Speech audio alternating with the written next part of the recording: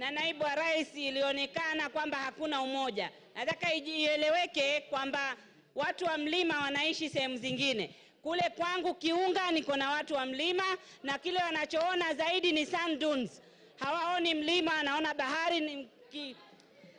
Nataka niseme ile kuzungumzia kuhusu NIS ilikuwa ni grave mistake. Wamekosea sana. Afadhali angetaja Nurdin kama akona shida naye kuliko institution ya NIS. Ni kutufanya sisi tukae dhaifu katika maadui zetu. Kwa mfano Al-Shabaab wataona vipi sisi kama tuko weak.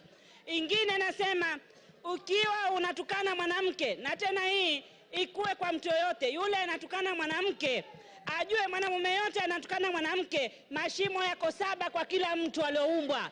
Wanaume wanayo, wanawake wanayo. Kama ni malaya basi ni wote wanaweza kutumia kwa malaya. Hii jina ya malaya nimechoka kusikia. Ingine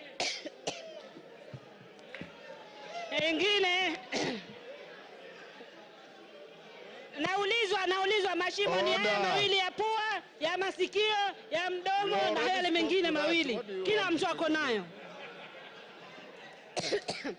Ingine nataka niseme, sisi tunafundishwa Kiislamu kuheshimu wajane na mayatima. Ikiwa kuna mtu haiheshimu wajane na mayatima, basi hairuhusiwi kidini yetu.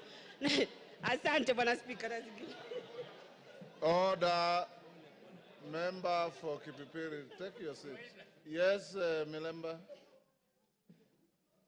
Honorable Speaker, thank you for this. The mood in the House is such that it's already 5. And Honorable Speaker, it's my plea to you that the country is waiting. We move to the next stage so that we may hear the Deputy President speak. Remember, these are motions which has timelines. Thank you, Honorable Speaker. Order, members. If you listen to the Speaker, when I called out member for Lamu East, I said she was going to be the last one on this. So she is indeed the last one on this. The interaction on the motion. Order. Order, members. The interaction of members on the motion has been very, very intense. Order, honorable members. Member for Machakos, keep your cool, Mami. Keep your cool. Yes, keep your cool. The members who have spoken are many. It is not possible for each and every one of us to speak on the same motion. For those who have spoken, I appreciate you for your tremendous industry for and against the motion. Now, His Excellency the Deputy President is in the chamber, and he is accompanied, I believe, by his legal team or assistants. We will now move to the next stage. You remember I had advised the House. Order. Joyce Kamene.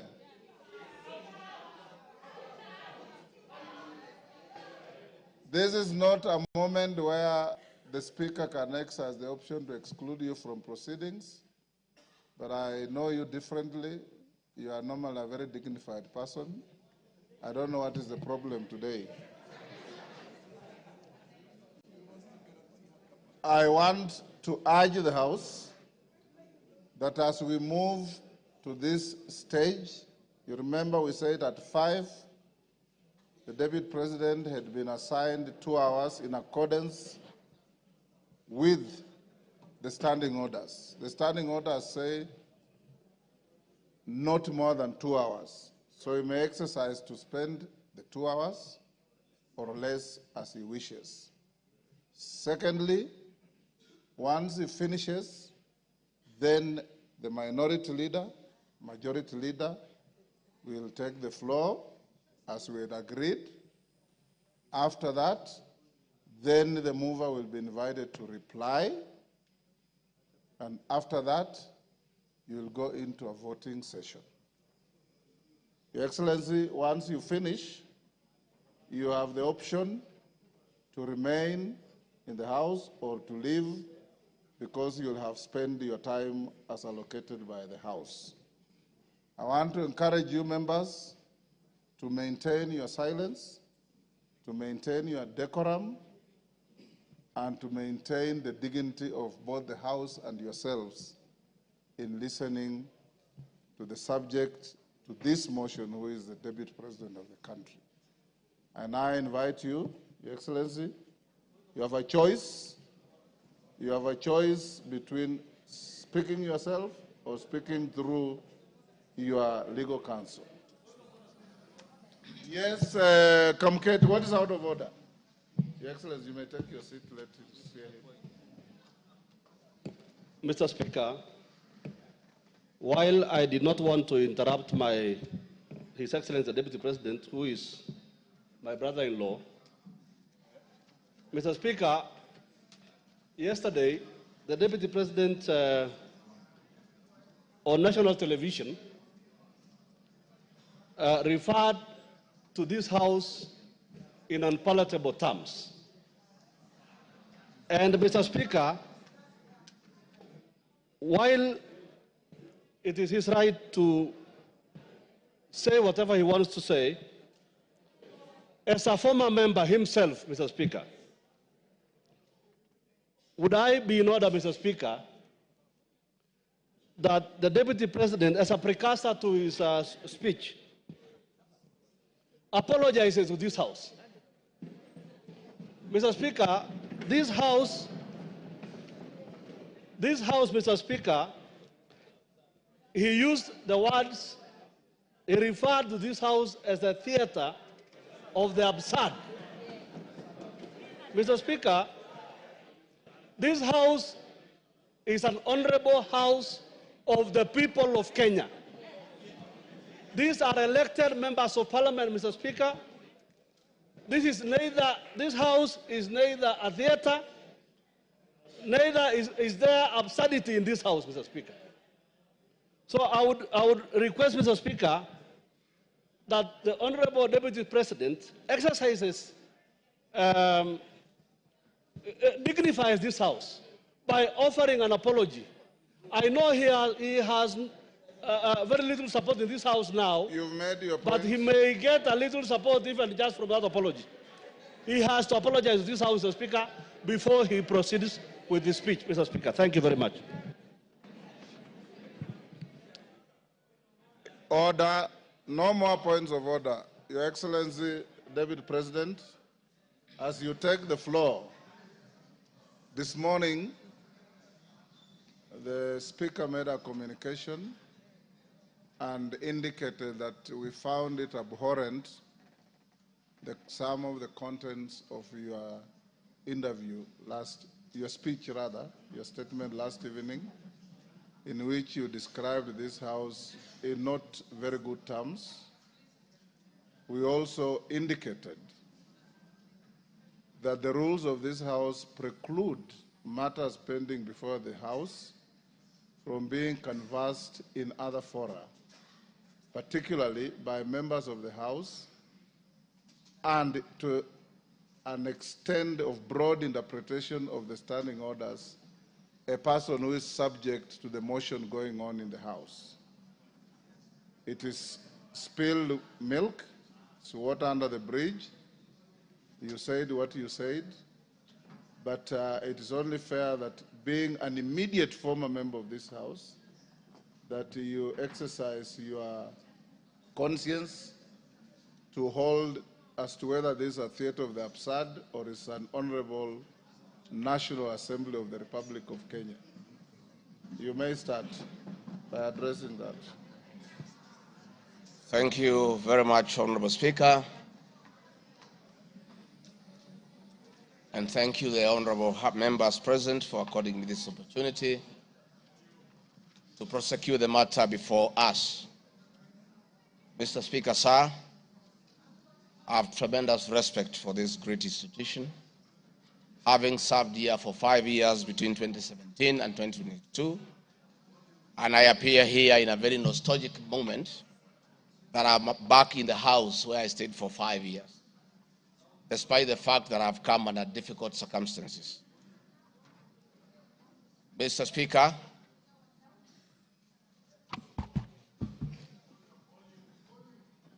maybe the sound people, is that okay now?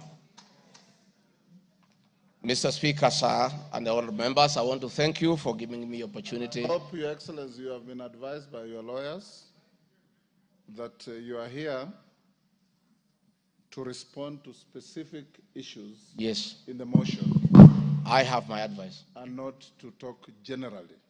I know. Yeah, so rules of relevance will still apply to you as they apply to all members. Mr. Speaker, the motion before this great House alleges that 2 years ago, since assuming office, I have acquired property and wealth whose estimated value of 5.2 billion shillings. A significant number of properties to which this sum of 5.2 billion is erroneously and maliciously attached belonged to my late brother, the late Honorable James Gachagua, and as demonstrated by his will, a copy of which is attached. The fact as follows. Olive Garden, my response. The allegations that I own the Olive Garden Hotel is false. The truth is that Olive Garden Hotel used to belong to my deceased brother, the late Honorable James Gachagua, and therefore has never been my property. This is information that most of you may be aware as it is in public domain. Upon his demise, my late brother left a will in which, in his recognition that I can take care of his family, he appointed me as one of the executors of his estate. In the said will, my late brother directed that the hotel should be sold, among other properties, and proceeds distributed as per the will. I'm also listed as a beneficiary together with other persons named therein. In accordance with these instructions, the hotel was sold by the executors to a third party. Owing to the above, I do not own the hotel and have never owned it contrary to accusation in the motion. For the benefit of this august House and the general public, I have annexed to this response copies of the following supporting documents.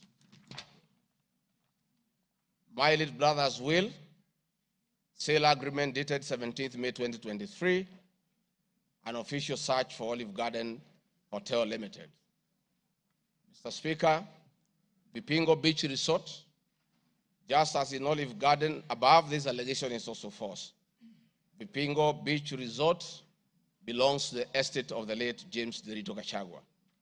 For the benefit of this House and the general public, I have attached annexed to this response copy of the official search for Vipingo Beach Resort Limited, confirming that the hotel is still in the name of my little brother's estate.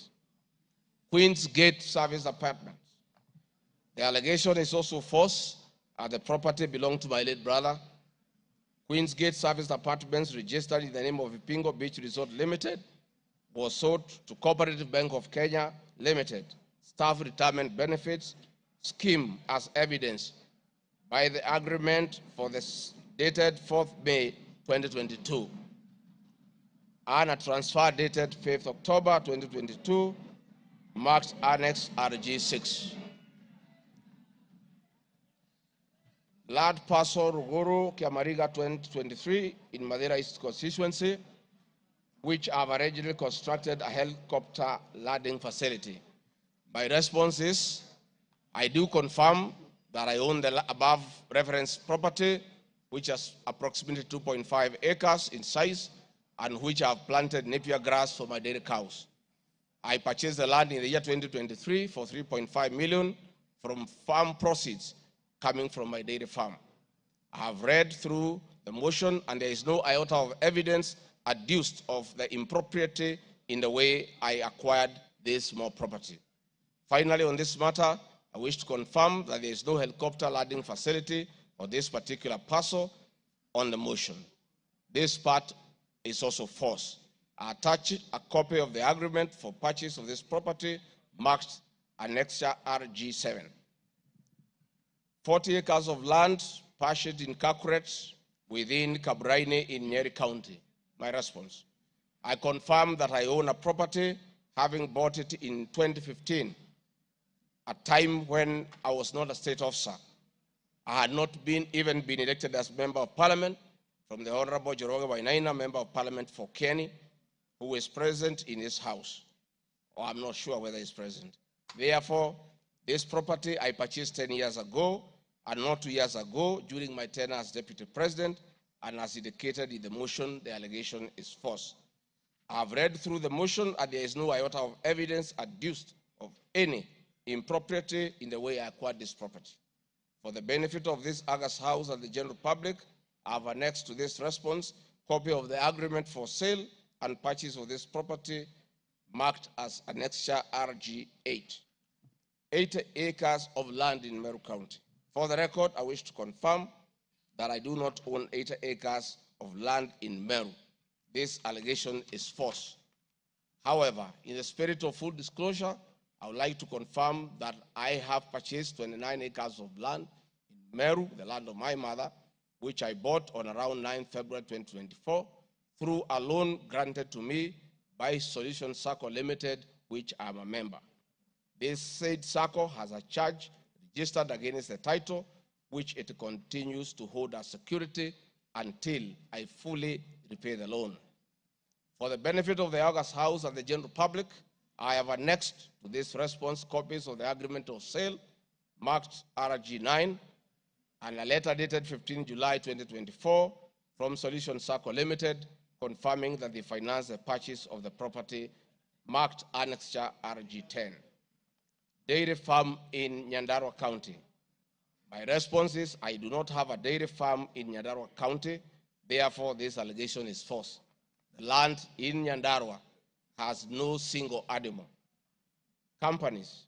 The motion alleges there are 22 companies owned by my family members and which have been used to massively launder money and conceal proceeds of crime, corruption, and benefit from influence peddling. My response is the mover of the motion has listed the 22 companies associated with me and has alleged that they have been used to massively launder money and conceal proceeds of crime, corruption, and benefit from influence peddling.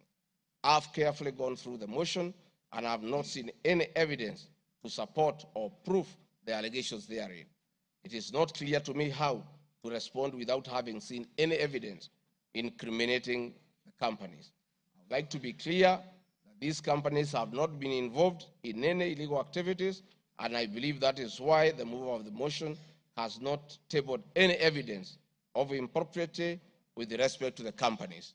It does appear to me that the mover of the motion was so meticulous to get all the companies associated with me and my family, and I believe that he also had evidence of illegalities committed by the companies, he would have shared or tabled that for the record.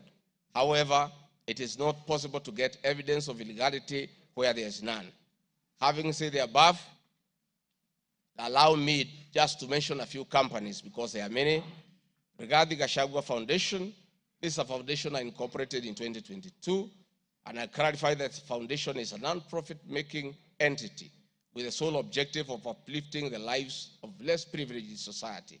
This foundation therefore does not trade, and honorable members, you are aware that by law, a foundation cannot be used to trade. Since incorporation, the foundation has received a total of 12 million shillings, which has been utilized as per the schedule marked Annexure RG11, which is paying school fees for children in Pwani University and other universities across the country. Dorcas Regarding Foundation, because she is not here to defend herself, this is a foundation founded by my wife, Pastor Dorcas, incorporated immediately we came into office as a non-profit making entity for the sole purpose of rehabilitation of drug addicts, widows, single mothers, and orphans. A brief write-up of this foundation, together with its achievements, is annexed herewith as Annexure RG12. It is in public domain that Pastor Dorcas have been around the country doing work of rehabilitating drug addicts and helping others who have challenges. There are many other companies that are here that I don't, because this is a house of record, I don't want to bother the members of parliament of going through all of them. I want to probably only talk about Wamunyoro Investments Limited, named after my village in Wamunyoro. This company was incorporated 21 years ago before I became deputy president, and it's a company that holds family property. Mr. Speaker, sir, I've been accused of exerting influence on officials in the Ministry of Lands to issue an allotment letter to Wamunyoro Investments Limited and using the fraudulently acquired documents in support of a court case. My response, Mr. Speaker, sir, and honorable members, I wish to confirm that Wamunyoro Investments Limited has never been issued with any letter of allotment for land in Embakasi. Wamunyoro Investments Limited purchased this land from a third party in the year 2012. The company's ownership of this property has been confirmed through two legal processes. One, a case was filed before the National Land Commission in the year 2016, adjudicated, and a determination was made that this property belongs to Wamunyoro Investments Limited. That was long before I became the Deputy President of the Republic of Kenya. Again, a matter was filed in High Court, case ELC, case number E242 of 2022, which was filed before I became Deputy President. All the documents filed in support of this case were filed in court before I became Deputy President, and no documents have been filed by myself in court upon becoming Deputy President. This being the case, it is not true that I have used my office as Deputy President to manufacture documents filed in this matter. The High Court found that this land legally belongs to Wamunyoro Investment Limited and issued the appropriate direction. This matter has since been challenged in the Court of Appeal. I invite any honorable member who may want to be enjoined in this case to have the liberty to do so. Mr. Speaker, sir, I have been accused in the irregular procurement of mosquito nets at a cost of 3.7 billion. In response to paragraph 45 of ground 7 at page 23 and 42, paragraph 78 and ground 11 and page 36, 37 or 42 of the impeachment motion, I wish to respond as follows. It is not true, as claimed in paragraph 3 of the witness affidavit of Andrew Mulwa, that I was involved in the KEMSA 3.7 billion irregular procurement of malaria nets, either directly or through proxy. Further, Shobika Impacts Limited was not awarded the subject tender as the acting director of procurement, Dr. Justice Kinoti, by letter 5th May 2023, formally notified Shobika Impacts Limited that its bid was unsuccessful because its tender security was not paginated and the tender was hence non-responsive. That is clear at paragraph 4 of the witness affidavit of Andrew Mulwa. He contradicts himself by claiming that on 11 July 2023, I pressured him to surrender the original bid board, yet by the letter dated 5th May 2023, KEMSA had requested for collection of the original bid. Thus, there was no cause to pressure to be exerted on Mr. Mulwa for any other purpose. I am aware of a foreign company known as Shobika Impacts Private Limited, domiciled in India, and which appointed Crystal Kenya Limited as its local agent in the year 2014, that is 8 years before Gachagua became the deputy president. To date, Crystal Kenya Limited has complied with the agency terms between itself and Shobika Impacts Private Limited, annexed hereto and marked as Annex RG18 in an appointment agency letter by Shobika Impacts Limited in the year 2014. Sometime in 2023, Kenya Medical Supplies Authority advertised tender number GF-ATM MOL NFM 2022-2023 for supply of long-lasting insecticidal nets using the international open tendering method of procurement on behalf of the Global Fund. The monies for supply of the nets, as per my understanding, was a pure grant from the Global Fund. I am aware that Shobika Impacts Limited still participates in doing business with and has not been debarred by the Global Fund to date. I believe being technically qualified to provide and deliver the goods subject of the tender document, having the financial ability to do so, and without their participation or assistance from Crystal Kenya Limited, Shobika Impex Private Limited independently participated and submitted in its bid in response to the subject tender pursuant to an invitation by KEMSA. Having not participated in the subject tender, Crystal Kenya Limited did not submit any of the documents in response to the subject tender. Specifically, Crystal Kenya Limited did not submit a bid board or tender security in its name in response to the subject tender. It is therefore not true that Crystal Kenya submitted a fake bid board with an intention to fraudulently acquire public property. It is also not true that with my sons I used Crystal Kenya to massively launder money, conceal proceeds of crime, engage in corruption, and benefit from influence peddling. Subsequently, via the letter 5th May 2023, KEMSA notified Shobika Impex Limited that it was not successful because the tender security was not paginated, and requested Shobika Impex Private Limited to collect its bid security from the procurement office immediately. Annexed here to and marked Annexure RG19 is a said letter by KEMSA dated 5th May 2023. However, EACC commenced investigations of the subject tender, and on conclusion of the investigation by EACC and the Senate on the subject tender, KEMSA CEO Terry Ramadhani, who had been suspended on this issue, was appointed Kenya's Deputy High Commissioner in New Delhi, India by President William Ruto. Thereafter, Crystal Kenya Limited, a Shobika Impex Limited agent in Kenya, followed up in the release of Shobika Impex Private Limited's bid board tender security on behalf of Shobika. Annexed here to and marked Annexure RG20 is an email from Shobika Impex Private Limited email addressed to Crystal Kenya Limited, together with a letter of even date confirming that Crystal Kenya Limited had authority to collect their bid board. KEMSA was mandated to immediately release the bid board tender security upon determining that Shobika Impex Private Limited was unsuccessful in the subject tender, and that is why they requested that the same be collected from its procurement office. KEMSA did so, as can be seen in its letter dated 11th July 2023, annexed here to and marked Annexure RG21 in the said letter by KEMSA dated 11th July 2023.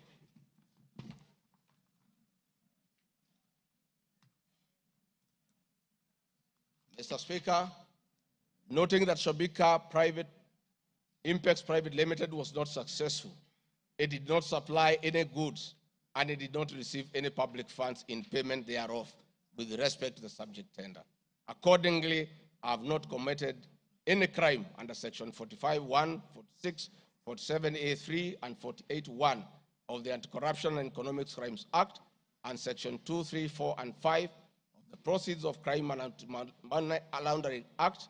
Further, I have not breached Section 34 of the Leadership and Integrity Act, for I did not bully any state or public officer with respect to the subject tender, and specifically, no evidence has been tendered to support the allegation at paragraph 78C of ground 11 at page 37 of 42 of the motion, which alleges that I summoned procurement officers in ministries and institutions, instructing them to direct procurement of goods and services in a specific manner.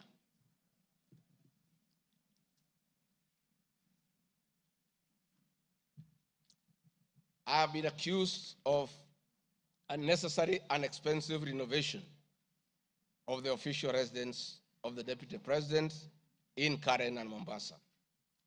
Mr. Speaker, firstly, I would like to state that funds for the renovation of the official residence were approved and allocated by this Honorable House based on the fact that the premises had been neglected for a very long time when Dr. William Ruto was Deputy President.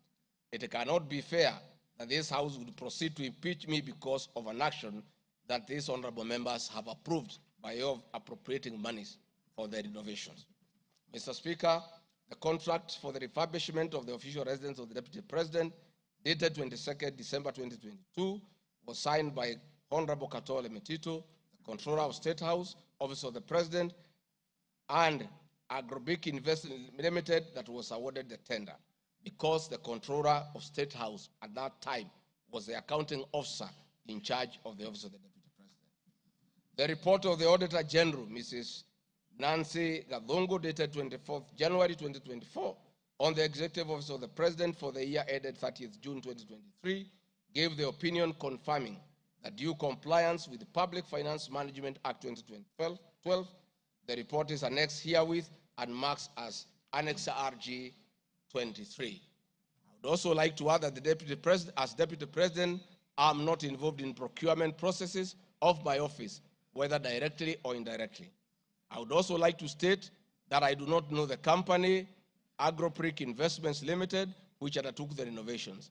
I do not know the directors and the company. I did not participate in the tendering or supervising of the same.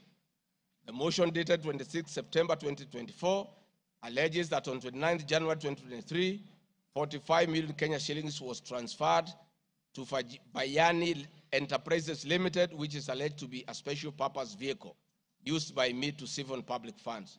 No evidence whatsoever is contained in the motion showing that the said company is in any way connected to me or that I have any beneficial interest in the said company, which I am neither a director or a shareholder.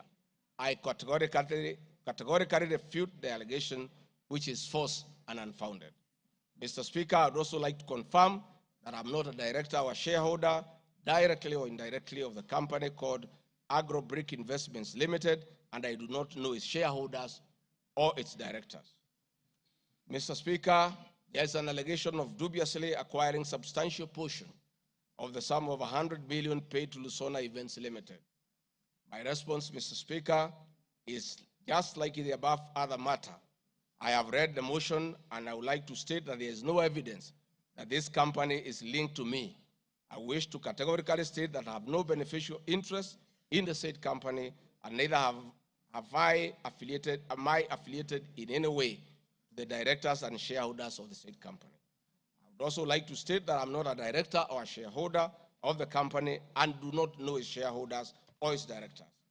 I do not sit in a tendering committee. I am not the accounting officer of the Office of the Deputy President. I have also not had any complaints against the manner in which the company undertook the work. I am unable to confirm the allegations on funds withdrawn from the account of the company since I am not a signatory to its account.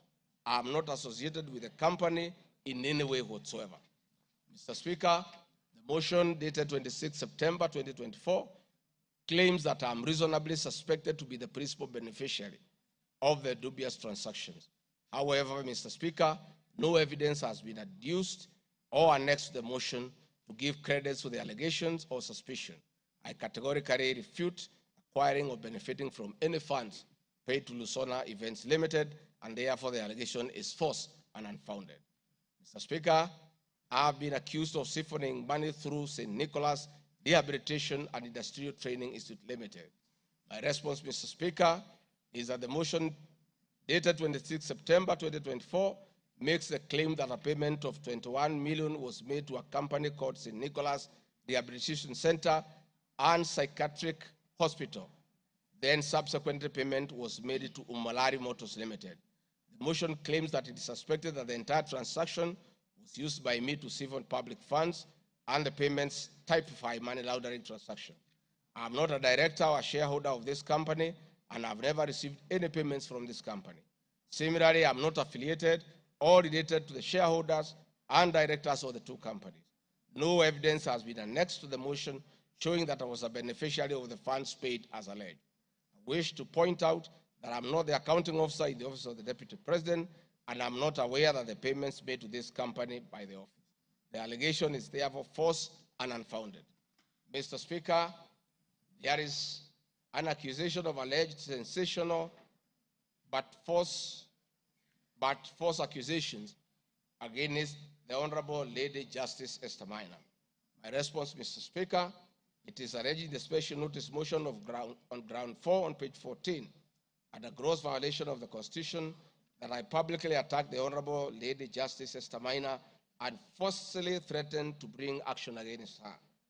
First, Article 160, Subarticle 5 of the Constitution provides that the judge cannot be found liable in a court of law for actions taken in good faith in lawful performance of their work. This provision is not a bar on freedom of expression guaranteed under Article 33 of the Constitution, nor a bar of the right to seek redress for legal wrongs simply because a wrong is committed by a judge. They exit multiple legal fora in which to take action against a judge for any actions that are not lawful.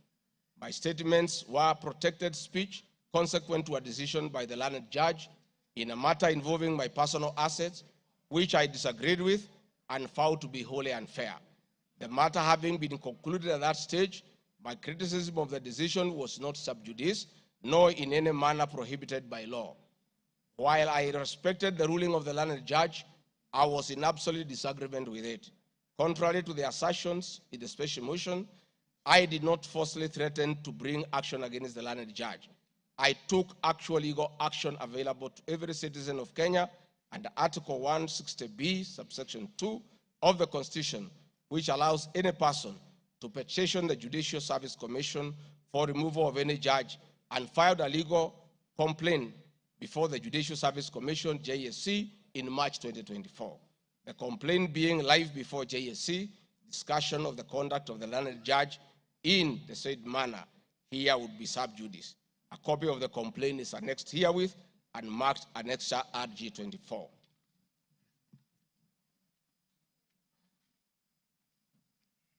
Mr. Speaker, I have been accused of diverting materials meant for construction of Kilifi-Malindi Highway to tarmac a private road to Vipingo Beach Resort. My response, Mr. Speaker, I reiterate that Vipingo Beach Resort is registered in the name of the estate of my late brother, Honorable James Gachagua. Number two, the facts are as follows. King Charles III visited Kenya between 30th October 2023 and 30th November 2024. During his state visit, one of the designated places where King Charles III was to visit was Kuruitu Marine Conservancy, which shares a road with Vipingo Beach Resort. I have annexed a copy of the program for the state visit to Kenya by King Charles III, marked as Annex RG25, which at page 13 on items 63 and 64 shows his departure and arrival at Kuruitu Marine Conservancy. There are several media reports confirming the visit by King Charles III to Kuruitu Marine Conservancy. I have annexed extracts of the media reports by the Star newspaper dated 7 November and by African News marked as Annexure RG26. My understanding is that the road to Kuruitu Marine Conservancy was upgraded in respect of this visit, which also to benefit the local community, including amenities like Cheriani Secondary School, Cheriani Primary School, a mosque and a public market as part of the corporate social responsibility. I wish to point out that the alleged road, that is Takaungu Shariani Vipingo, is a public road and not a private road leading to any property associated with the Deputy President, but a public road. Mr. Speaker, I have been accused of undermining the President and the Cabinet by allegedly making contradictory public statements from the position taken by Cabinet regarding the evacuation of the people residing along the Nairobi River. My response, Mr. Speaker, is that Article 147 of the Constitution provides that the Deputy President shall be the principal assistant of the President and shall deputize the President in execution of the President's functions. Article 28, which states that every person has inherent dignity and the right to have the dignity respected and protected. Article 29C, Mr. Speaker, states that every person has the right to freedom and security of the person, which includes the right not to be subjected to any form of violence from either public or private sources. Section 15G1 of the Land Act states that notwithstanding any provisions to the contrary in this act or in any other written law, all eviction shall be carried out in a strict accordance with the following procedures. Be preceded by proper identification of this taking part in eviction or demolitions. Be preceded by the presentation of formal authorizations for action. C, where groups of people are involved, government officials or their representatives be present during an eviction. D, be carried out in a manner that respects the dignity, right to life and security of those affected. E, include special measures to ensure effective protection to groups of people who are vulnerable, such as women, children, the elderly, and persons with disabilities, including special measures to ensure that there is no arbitrary deprivation of property or possessions as a result of the eviction. This includes mechanisms to protect property and possessions left behind involuntarily from destruction, to respect the principles of necessity and proportionality during the use of force, and give the affected persons the first priority to demolish and salvage their property.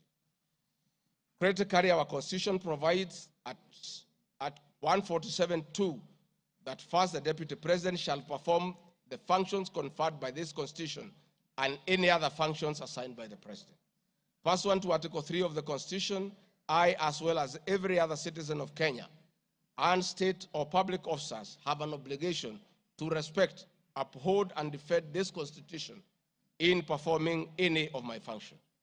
This, the national values and principles of governance contained in Article 10 of the Constitution, by those state organs, public officers, and all persons, including myself as Deputy President, wherever we make or implement public policy decisions.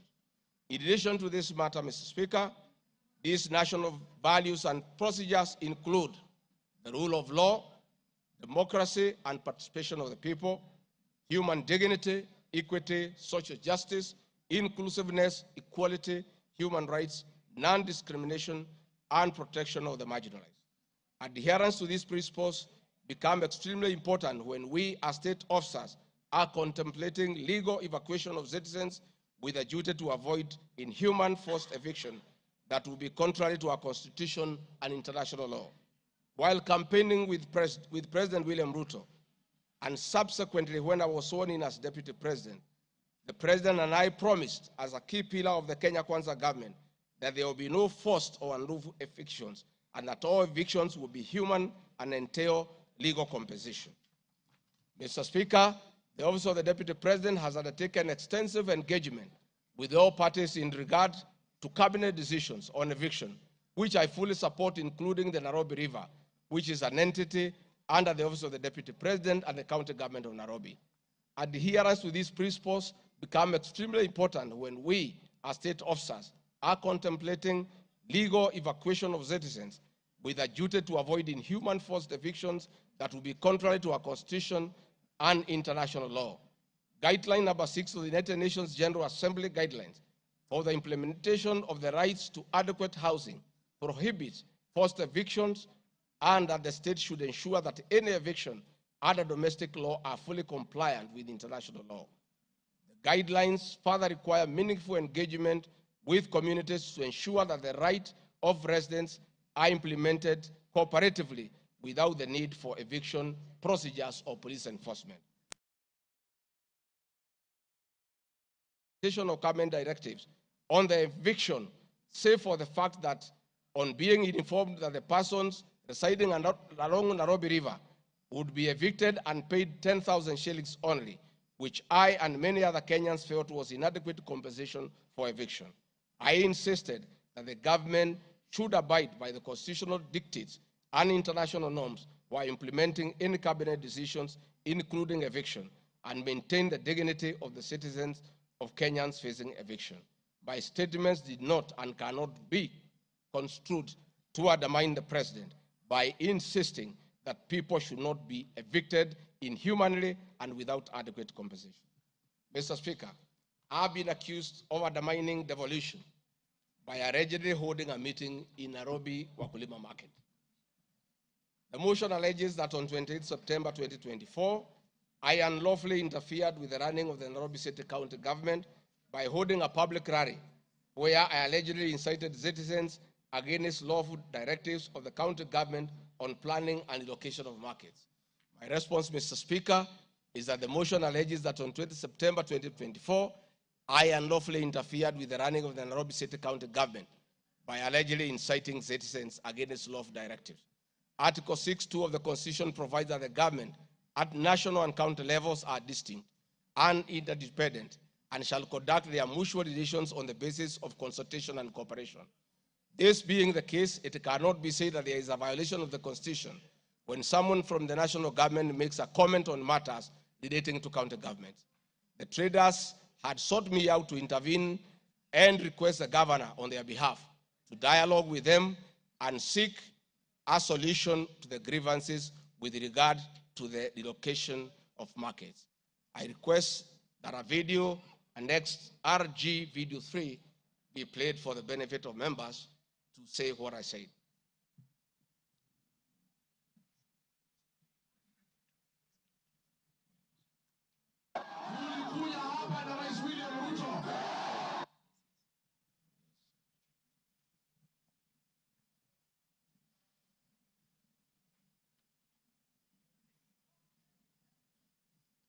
Please play the video for us.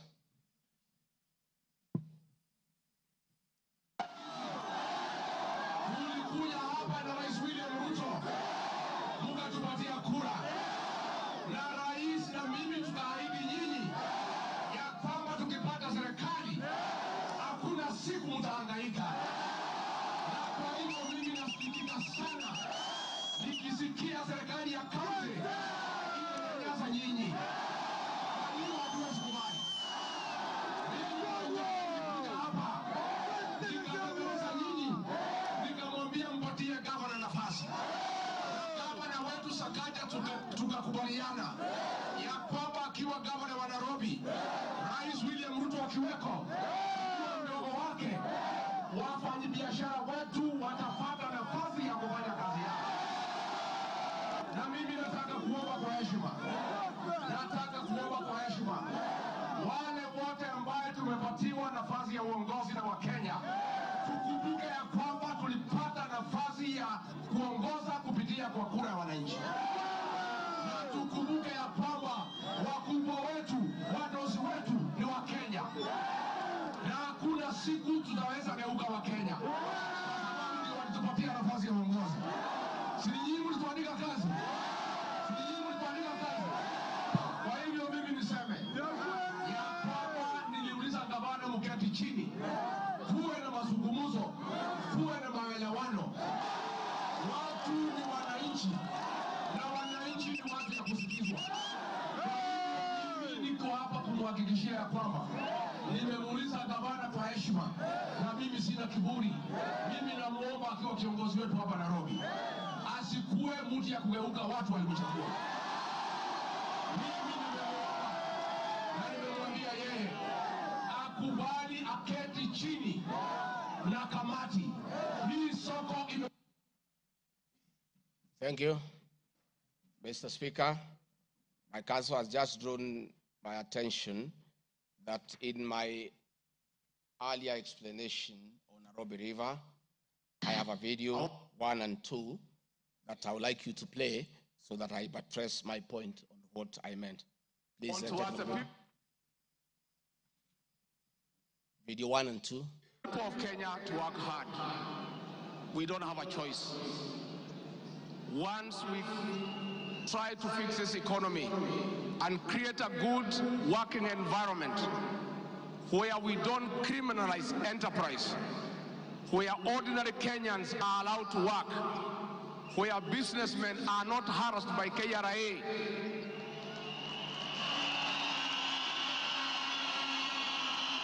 where goods belonging to the people of Kenya will never again be touched by overzealous public servants. Where again poor people will never again be evicted in brutal evictions by state agencies. And I say, freedom is here. Now, the number of fatalities from the ongoing force Eviction by the government has risen to 3, with another tragic loss in Mathare on Monday.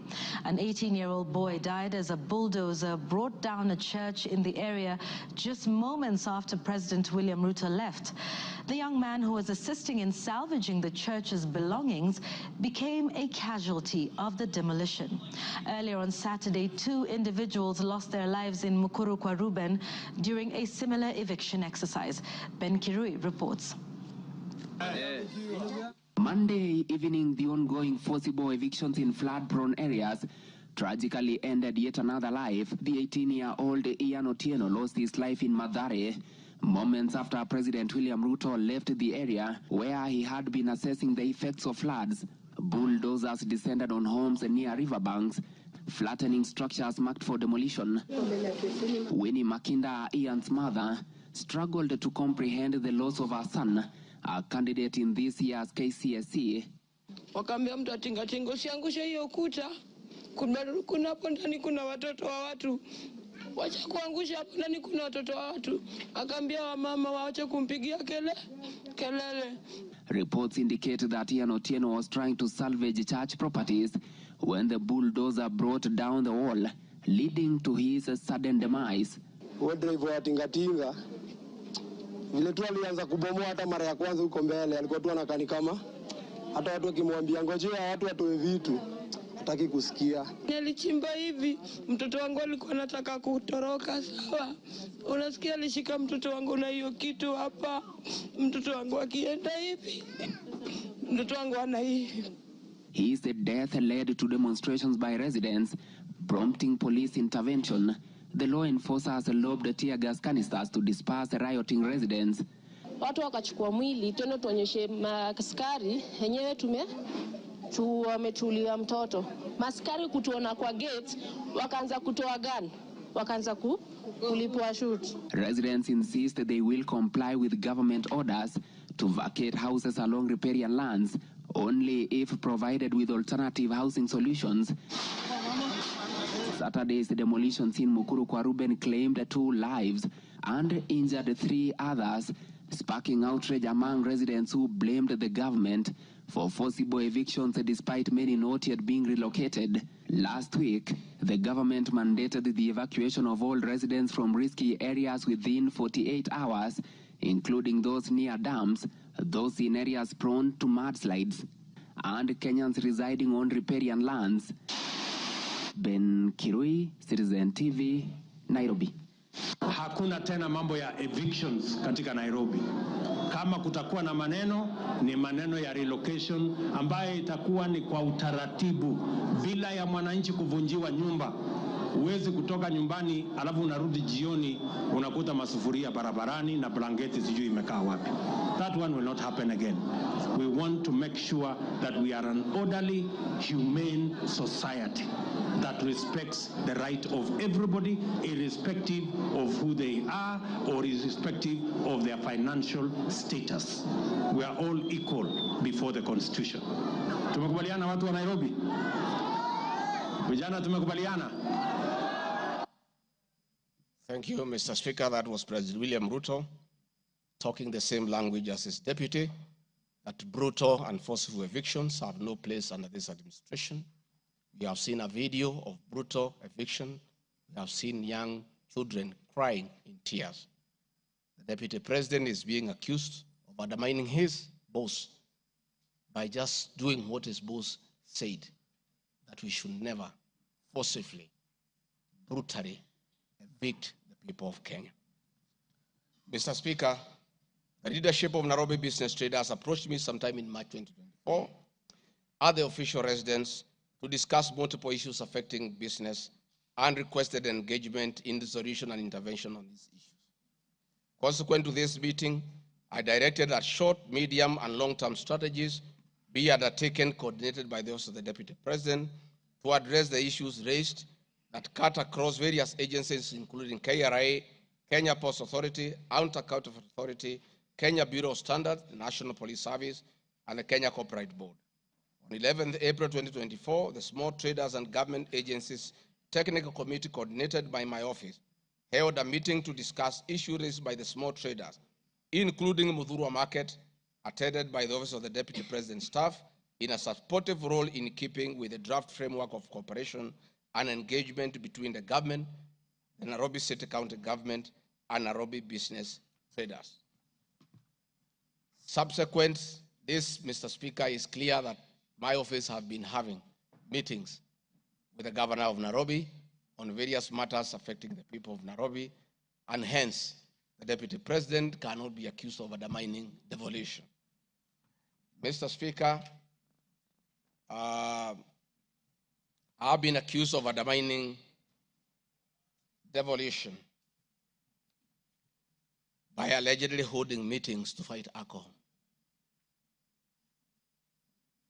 I'm sorry, Mr. Speaker, if the House took it that I say the House is a theater of the absurd. I was talking about this specific charge of undermining devolution by holding meetings to fight alcohol to be discussed in this House. That to me is what I thought that moment. If it's 5 minutes or 10 minutes, that would be the theater of the absurd. I did not attribute in any way by trying to demean this House that I sat for 5 years, by calling it the theater of the absurd. But this particular charge, Mr. Speaker, drug and alcohol problem in Kenya has been on the increase, and many of our youth have become addicted to alcohol and their lives destroyed because it causes them to drop out of school and start engaging in petty crime to look for money to buy alcohol. I'm a strong advocate for youth rehabilitation from alcohol and substance abuse, which I continue to encourage and support in order to save our future. With regard to alcohol control and regulation, I wish to state that I have held several meetings with the governors in Meru, Chuka, in Mombasa, in Nakuru, in Nyeri, and the efforts that President William Ruto asked me to lead in eradication of illicit brew has been very successful, and we have been working with the governors and county assemblies who have been developing legislation on the control of licensing of alcoholic drinks. If there is one program that has had the best working relationship between county governments and the national government, it is this particular program. I'm a bit emotive about illicit alcohol because I lost my brothers. One who was a medical doctor to alcohol, another who was a farmer to alcohol. I take it passionately. I don't know who complained about this particular charge. I have not seen any evidence of any complaint, and I've not had any person in Kenya complaining that the Deputy President is undermining with the devolution by leading the war on illicit brews and drug abuse. Whatever this House decides tonight and the other subsequent House, whatever happens to Rigathi Gachagua, whether he's in or out of office, this war must continue and must be won for the sake of our children. I want us to watch video number 4, RG4. Leaders, those of us who have been elected, Madam Waiguru, Governor Kahiga, Badilisha, Kangata, Wamatangi, what shall we tell our people? Where are we? What shall we tell the people who elected us? When we meet them, what shall we tell them? When our children got wiped out by alcohol and drugs, where are we? We'll have nothing to say. Dede Nyoro, Kimani Ichung'wa, Madenge, mutaambia watu nini? Mukami, mutaambia watu nini? So please, this forum here today, let us be open and candid. Speak from your heart. Let us know what ails us. What is it must we do? We have the support of the president, and he is waiting. He has told me by 7 p.m. today, he wants a report. He cannot accept the situation. He cannot. Neither can I. and none of you should accept this situation. It is not right, it is not fair, it is not acceptable. We must deal with it as leaders. And we are here, we are all leaders. As an OCS, you are a leader. That's why you have been given that responsibility. As an ACC, you are a leader. County Commissioner, wewe ni kiongozi. DCIO, wewe ni kiongozi. Sisi ni viongozi. Na juu ya hayo, sisi ni wazazi. Tafadhalini, tukubaliane, tutafute suluhisho. Na tukipata, twende tufanye kazi. It is possible, it is doable, it is something that we can do. Thank you, Mr. Speaker. It's very clear that the meeting had all governors, members of parliament who are present here today, policemen, everybody, and we are all in agreement that the war must be won. It cannot, but the deputy president should be impeached for leading the war on alcohol. Sensational statements against the National Intelligence Service, its Director General, and officers. Mr. Speaker, during the assumption of office, I took an oath of allegiance in the following terms. Oath or solemn affirmation of allegiance to the President, Deputy President. In full realization of the high calling, I assume as Deputy President of the Republic of Kenya, I do swear solemnly affirm that I will be faithful and bear true allegiance to the Republic of Kenya, that I obey, preserve, protect, and defend this Constitution of Kenya, as by law established, and all other laws of the Republic, that I will protect and uphold the sovereignty, integrity, and the dignity of the Kenyan people. So help me God. That is the oath that I took in Kasarani. Article 239, Article 3 of the Constitution provides that in performing their functions and accessing their powers, the national security organs and every member of the national security organ shall not act in a partisan manner, further any interest of a political party or cause, or prejudice a political interest or political cause that is legitimate under this Constitution. Article 239, Subarticle 5 of the Constitution provides the national security organs are subordinate to civilian authority. In relation to this allegation, I wish to state that the National Intelligence Service holds a very critical role in ensuring the safety and security of our country. They are responsible for gathering intelligence and share it with all our law enforcement agencies to ensure that the country is safe at all times.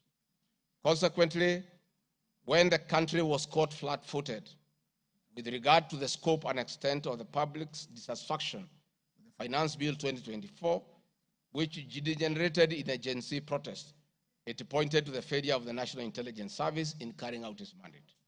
I am persuaded that the National Intelligence Service ought to have known beforehand that the public was completely opposed to the finance bill, and they ought to have briefed the president before the protest began, and this would have caused a change of tact by government regarding the proposed bill, and the protest which culminated in the loss of innocent lives and destruction of property could have been avoided. Hence, I expressed my opinion on this in my public media briefing in Mombasa, and my utterances were not any different from what happens in other countries when there is a lapse or failure by the intelligence agencies. The nation has witnessed unfortunate instances of several extrajudicial killings, abductions, and disappearances. I firmly believe that if the National Intelligence Service had acted diligently, these instances would not have been witnessed.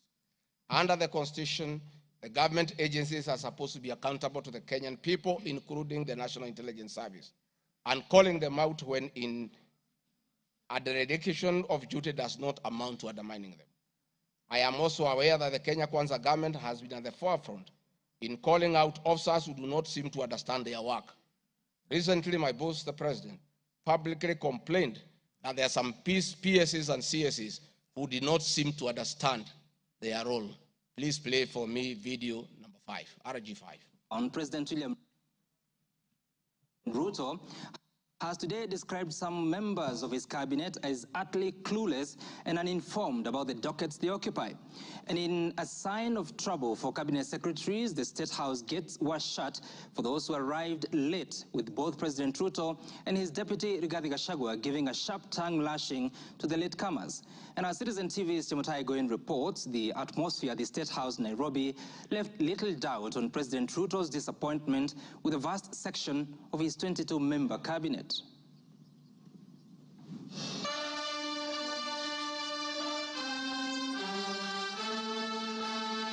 A cold morning in Nairobi, but the seats on the State House grounds came ultra-heated, particularly for cabinet secretaries.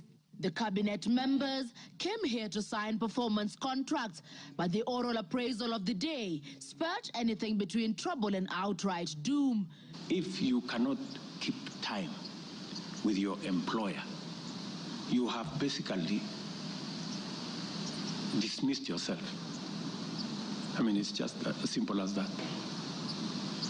So, for those who came late, who are members of the executive, I will be expecting a written explanation, and it should not include matters of traffic. Punctuality was at issue, with some cabinet secretaries being locked out of State House for lateness. And from the podium, the president and his senior lieutenants were unforgiving. Nimeona watu wale wamechelewa, nikaona rais unaniona ninamjua. Nikaona uso yake nikajua hapa kimeumana. Sababu leo ni siku ya performance contract. Ile siku muhimu sana ya kuja kuweka. Na wewe umefika pale, rais amekaa. Tayari amekaa na ndiye rais wa Jamhuri ya Kenya. Wewe umechelewa ukiwa kuona nani? Who else have you gone to see? One of the things we need to learn in our performance contract is to beat the traffic. For the 19 cabinet secretaries present, the atmosphere at State House progressed from bad to worse as President Ruto and his deputy Rigathi Gachagua issued a blistering assessment of the performance of the cabinet members. Many of you, the people I speak to, don't even know what is going on in your ministries or departments. You have very scanty information. The moment I know more than you in your ministry, then you must begin to understand that something is very wrong. How do you run a ministry or a department or a parastatal if you have no information? That is the highest level of incompetence. Those of us who came with the president from the political space and who are his friends, and we assisted him to become president. Once he gives us a job, that is the termination of that friendship. The friendship with the president will be based on nothing but performance. From travel habits to basic work ethic and even media appearances, it was a brutal ground zero appraisal for the cabinet. Why do you have to honor every invitation that you have been given to every country? Your Excellency, at times we have tried to hold cabinet committees, we can't. 5, 6, 7, 8 ministers are out of the country. Some change clothes at the airport from one country to another. That is the truth. Why can't you regulate yourself? If the president was to travel and honor every invitation, he will be out of this country the whole year. You just have to decide what is useful and other things you can leave to our ambassadors out of the country. So when you hear my deputy saying, find time, travel, but travel and see the people who have hired us, you know, go to different parts of Kenya so that you can get feedback from the public. We have done so much as an administration, but the information is not out there. Our ministers are quiet. They are called for TV interviews, they don't show up to say what they have done. And then the media have a field day because nobody talks for government. I would rather we spend more time explaining to the people of Kenya what we have done in our respective dockets as opposed to travel. And if we have to travel, let's travel up country to where our wananchi are and explain what we are doing. And I remember I called CS Chelugui I didn't find him, so I called his PS, and I found her, and I explained to her, I told her, look, the public is not understanding this. Did I call you or not on Sunday? You know, I told you this is what the public is saying. Please do more sensitization on Hustler Fund Phase 2. With a very public expression of disappointment in his cabinet, President Ruto has triggered speculation on changes in government as his administration approaches the end of its first year in office. From punctuality to work ethic and general performance, the proverbial axe could well fall somewhere. With the performance contracts expected to foster a culture of high performance in the public service and also ensure that public resources are properly utilized, it is also set to offer a framework for President William Ruto to reward performers and also institute sanctions on non-performers. Chamutai Goin, Citizen TV. Mr. Speaker, President William Ruto, my boss, and I have been calling out senior government officials when they fall short of expectations. The Director General of the National Intelligence Service is no exception. He's not above the law. He's accountable to the people of Kenya for his performance. And I have had an argument that we should not call out those in the security sector. I would like you to play the next video. We have the most incompetent Inspector General of Police, I think, in the world. The most incompetent in the whole world. His incompetence may not necessarily play out when things are working, but when things get to a head and you need some decisions to be made, I can tell you for sure, the gentleman we have as an IG cannot make any decision. Nataka tumwambie ule mtu wa sinema mingi anaitwa nani ule mtu? Ule sijui anaitwa DCI, ule anaitwa nini? Ule mtu anaitwa Kinoti. Awache ujinga. Huyo bwana Kiboti awache ujinga. Sio kama tunaelewana. Huyo Kinoti hakuna kitu amefanya kwa hii Kenya ya kisiasa. Yeye ni mtu ya sinema. Anaendesha makesi kwa magazeti. Anatuandikia barua, sijui barua ya kilomita ngapi. Mr. Kinoti, please save your time. Stop writing to us long letters. Leave matters of elections to IEBC. You have no business in IEBC. You have failed as DCI. We don't want you to fail our elections. Tunaelewana? Huyo bwana Kinoti awache hiyo ujinga yake anaendesha pale, kwa sababu anatukasirisha. Huyo bwana Kinoti tunataka tumwambie awachane na watu wa IEBC wafanye hii uchaguzi. Alipatiwa kazi ya kufanya criminal investigation. He has never done anything. Ile kesi yote anafanya kesi kwa magazeti. Akiambiwa apeleke evidence kule kotini ameshindwa. So bwana Kinoti, wacha sinema. You have failed and wait for August so that you can. Honorable members, that was President William Ruto as Deputy President criticizing IG Mutiabai, DCI Kinoti. Regarding Gachagua has learned his job from his boss, that public officers must be called to order when they fell short of expectation. And I never saw anybody bring William Ruto here for impeachment for criticizing the IG or the DCI.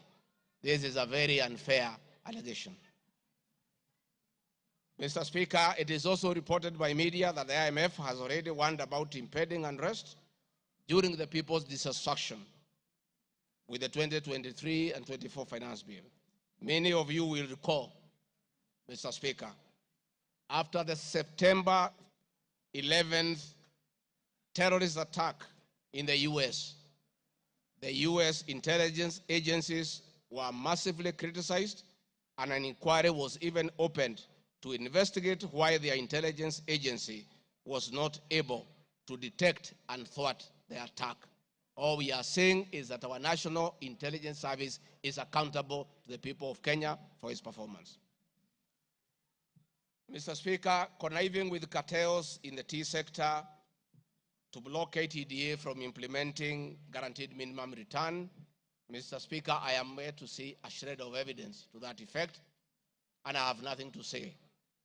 I have seen an allegation that we have not been able to do coffee reforms. Mr. Speaker, out of my work, coordinating coffee reforms, the Cooperative Bill 2023 and the Coffee Bill 2023 is before this House. I request this House, after these impeachment proceedings, to embark on those two bills so that the coffee farmers can realize the full benefit of the coffee reforms that we have initiated. There is another allegation that I have taken control of a local cooperative society in Madeira constituency. I don't know the name of that constituency, of that cooperative. It is false. I am here to see any evidence. I have nothing to say because there is nothing to be said. On the issue of shareholding, which I think members are interested in listening to, I listened to you this morning, and it was quite emotive. By virtue of provisions of the third schedule of the Political Parties Act, the constituent parties of the Kenya Kwanza Coalition entered into various agreements, which were deposited with the Speaker of the National Assembly and the Speaker of the Senate for purposes of Article 108 of the Constitution of Kenya. The following were members: UDA, ANC, Ford Kenya, PA, Farmers Party, Chama cha Kazi, Communist Party, Economic Freedom Party, Service Party, Tujibebe wa Kenya Party, Umoja na Maendeleo Party of Kenya, and the Democratic Party of Kenya. In accordance with the provision of Clause 3, Schedule 3, a power sharing agreement and development agenda for the certain regions of Kenya, I attach copies of these agreements, RG 32. All those agreements talked about specific regions. The leaders who appended their signatures canvassed issues of appointments to do with specific regions. Power sharing agreement between UDA and ANC and Ford Kenya, for example, say that the UDA would nominate the coalition president, the presidential and deputy presidential candidates that was honored. The president would guarantee the stature, the dignity, and financial and operational autonomy of the office of the deputy president, which I have been insisting on because it's part of the coalition agreement. The ANC would be allocated the position of the prime cabinet secretary, which has happened. Ford Kenya would be allocated the position of the Speaker of the National Assembly, and that is why Honorable Masika Wetangula sits here today. In accordance with Article 2 of the Power Sharing Agreement, ANC and Ford Kenya would have a 30% share is a word, of the national government positions. This drives my utterances about shareholding. It is embedded in all these agreements that are attached here for you to read. I heard this morning an honorable member saying that the deputy president said the people of Ukambani will not get resources because they did not vote for Kenya Kwanza government. That is not true. The deputy president of the Republic of Kenya does not allocate resources. Resources for the development of the Republic of Kenya are appropriated by the National Assembly of Kenya, where I am today. The deputy president will help the president to oversee the implementation of funds allocated and appropriated by the National Assembly. It is therefore not possible that the deputy president of the Republic of Kenya has the capacity to deny any part of Kenya resources because of the way they voted. The decisions on how resources will be allocated for the development of the Republic of Kenya are made here by the honorable members. If your area has no development, please don't impeach the deputy president. Don't accuse him of not giving you resources. You are in this house to make sure that your area where you come from is allocated appropriate resources, because that is your job. The agreements are attached, therefore I don't want to go into them. Let me say my speeches on the shareholder issue were informed. by the aforesaid power sharing covenants, which are founded on law, having been deposited with the Registrar of Political Parties, and lessons learned from the well-known disputed 202 NAC power sharing agreement. Further, sharing agreements are a feature of government formation in all democracies in the world that provide for the formation.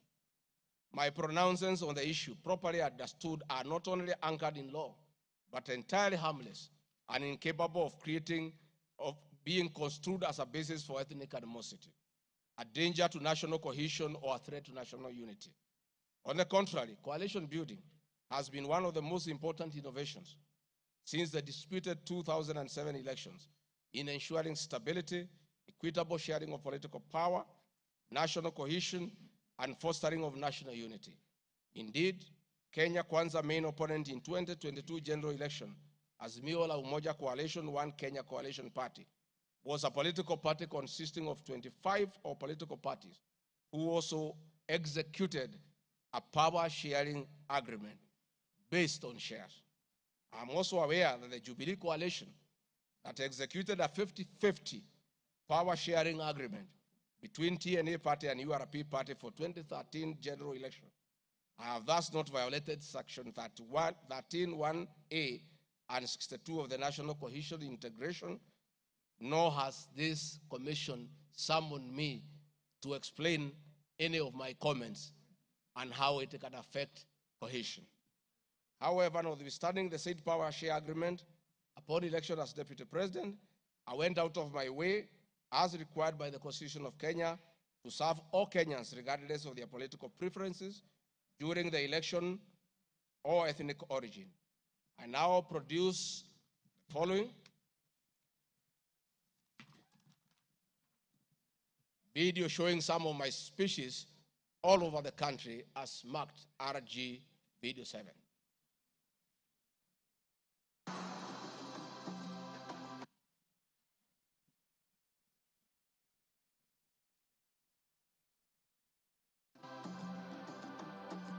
We want to confirm to the people of Nyanza that the Ruto administration will serve all Kenyans, those who elected us and those who did not. Kenya hii kila mtu afanyiwe kazi, kwa sababu kila mtu nalipa kodi. Mimi sikusema Kenya ni ya shareholders ama makoa. Nilisema serikali, ukiunda serikali, wale wanakusaidia kuongoza, unatakiwa uweke wengi wale walikuamini na wale walielewa manifesto yako. Mimi nimetembea Kenya. Mnasema nilikuwa Mombasa, hii hapana mlima. Mimi nilikuwa Wajia, hii hapana mlima. Nilikuwa Garissa, hii hapana mlima. Nilikuwa Mount Elgon. Nandi nimekuja karibu mara 10. Eldoret nimekuja karibu mara 6. Kericho nimekuja mara 4. Tea conference ya chai tulikuwa na nyinyi mliotoka Kericho. For now, kazi yetu ni maendeleo. Tutafanya kazi na viongozi wote, akuwe wa chama ile, akuwe wa chama hii, we don't care. This is the time to serve the people of Kenya, and we shall work with all elected leaders, irrespective of their political affiliation. Mr. Speaker, copies of documents demonstrating my efforts within the mandate allocated me by the President to address security issues and economic equalization programs and policy in historically marginalized areas is Annex RG33. The decision to embrace the broad-based government following the dissolution of cabinet after the Gen Z protest. I attached my video during the launch of the Honorable Raila Odinga's quest for EU chairmanship at State House, again as a demonstration of my embracing the broad-based government.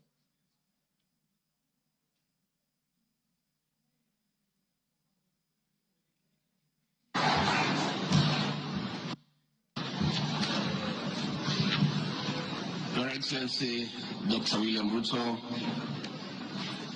President of the Republic of Kenya and Commander-in-Chief of the Defense Forces, Your Excellencies, Heads of States and Government present, Your Excellencies, Ambassadors and High Commissioners and members of the Diplomatic Corps, Heads of Delegations, Members of Parliament and all dignitaries present, good morning.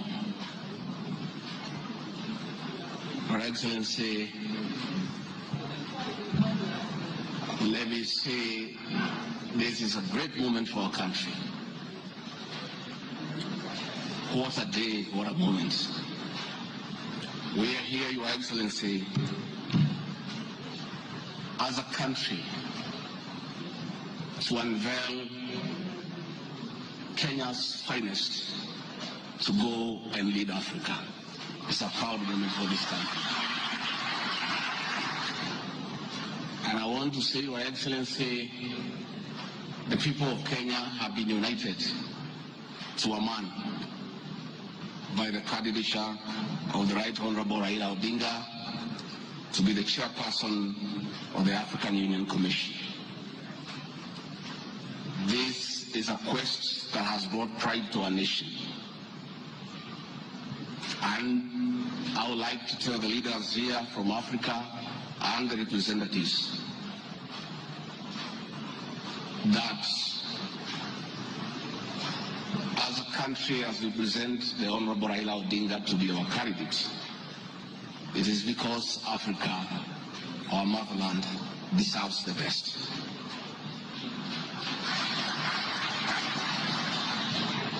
The passion and zeal of the Right Honorable Raila Odinga in Pan-Africanism is well documented. Passion knows no age, knows no limit. In the person of the Right Honorable Raila Odinga, he'll join the ranks of Jomo Kenyatta and Kwame Nkrumah in pushing the agenda for Africa. I therefore want to say, Your Excellency, the lessons of today are that Raila Odinga, the Right Honorable, is a man of great resilience, endurance, and perseverance. Today, you are going to unveil the transformation of the Right Honorable Odinga from a national leader to an African statesman. And for us in leadership, we have learned great lessons of resilience, endurance, and perseverance. Somebody may ask, why is it Gachagua, who has before had issues with the leadership of Raila Odinga?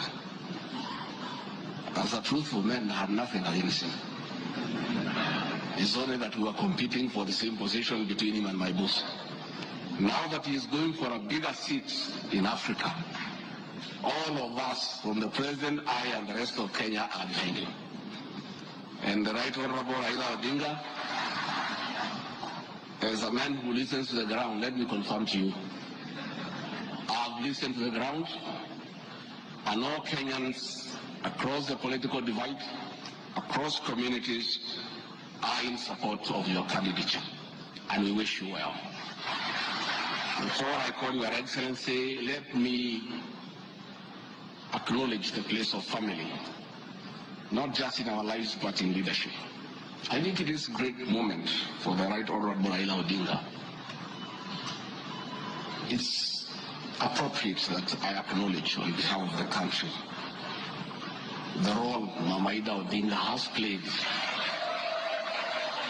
in the life of this great son of this land.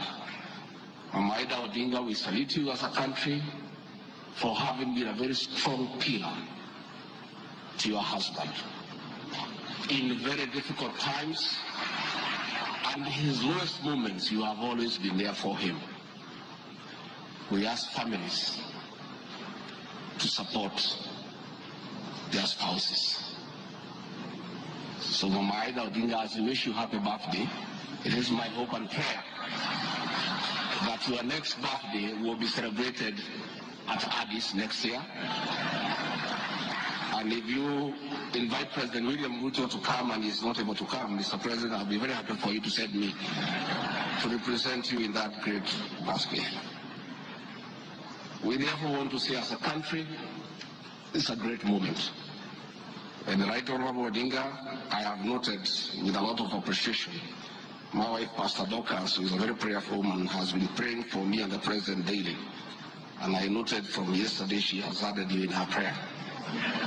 And because her prayers work, we have no doubt that you will get this seat. Mr. President, it is now my honor to request you to come and anchor Kenya's finest and embark on a journey of transformation of the Right Honorable Raila Odinga from a national leader to a great African statesman. Thank you, Mr. Speaker. President William Ruto has many times appreciated my people issues and has repeatedly pronounced himself. Let me have the video number 9. And speaking of deputies,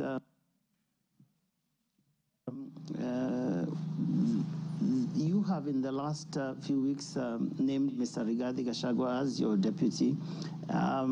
There's been quite a debate, and I'm sure you know that, around running mates in this country.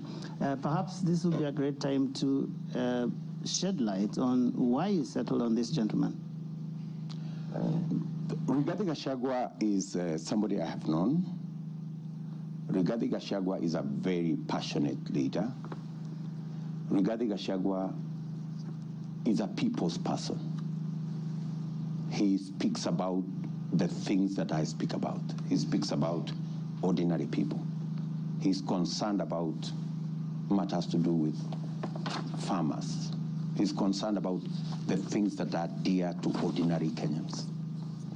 And the nexus between me and Rigathi Gachagua is the people.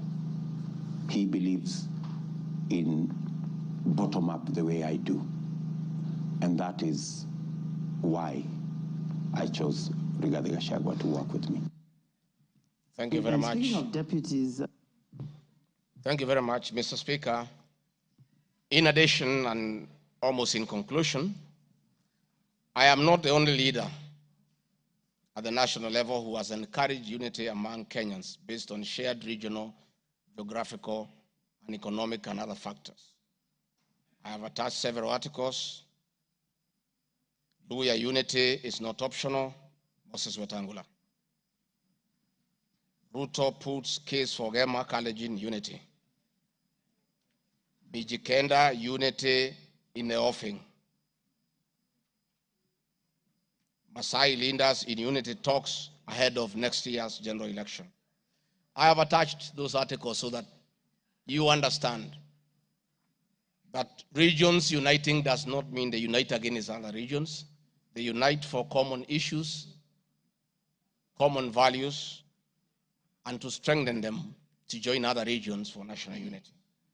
Mr. Speaker, the motion dated 26 September 2024, tabled before the National Assembly, makes the generalized claims that have committed crimes under national laws, Proceeds of Crime and Anti-Money Laundering Act, Penal Code, National Cohesion and Integration Act as anti-corruption and economic crimes.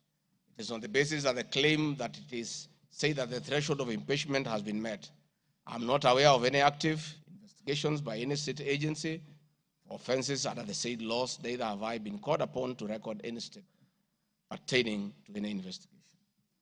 Just like any other Kenyan, the Constitution accords me the presumption of innocence in relation to criminal offenses until the contrary is proved in a court of law on a specific standard of evidence.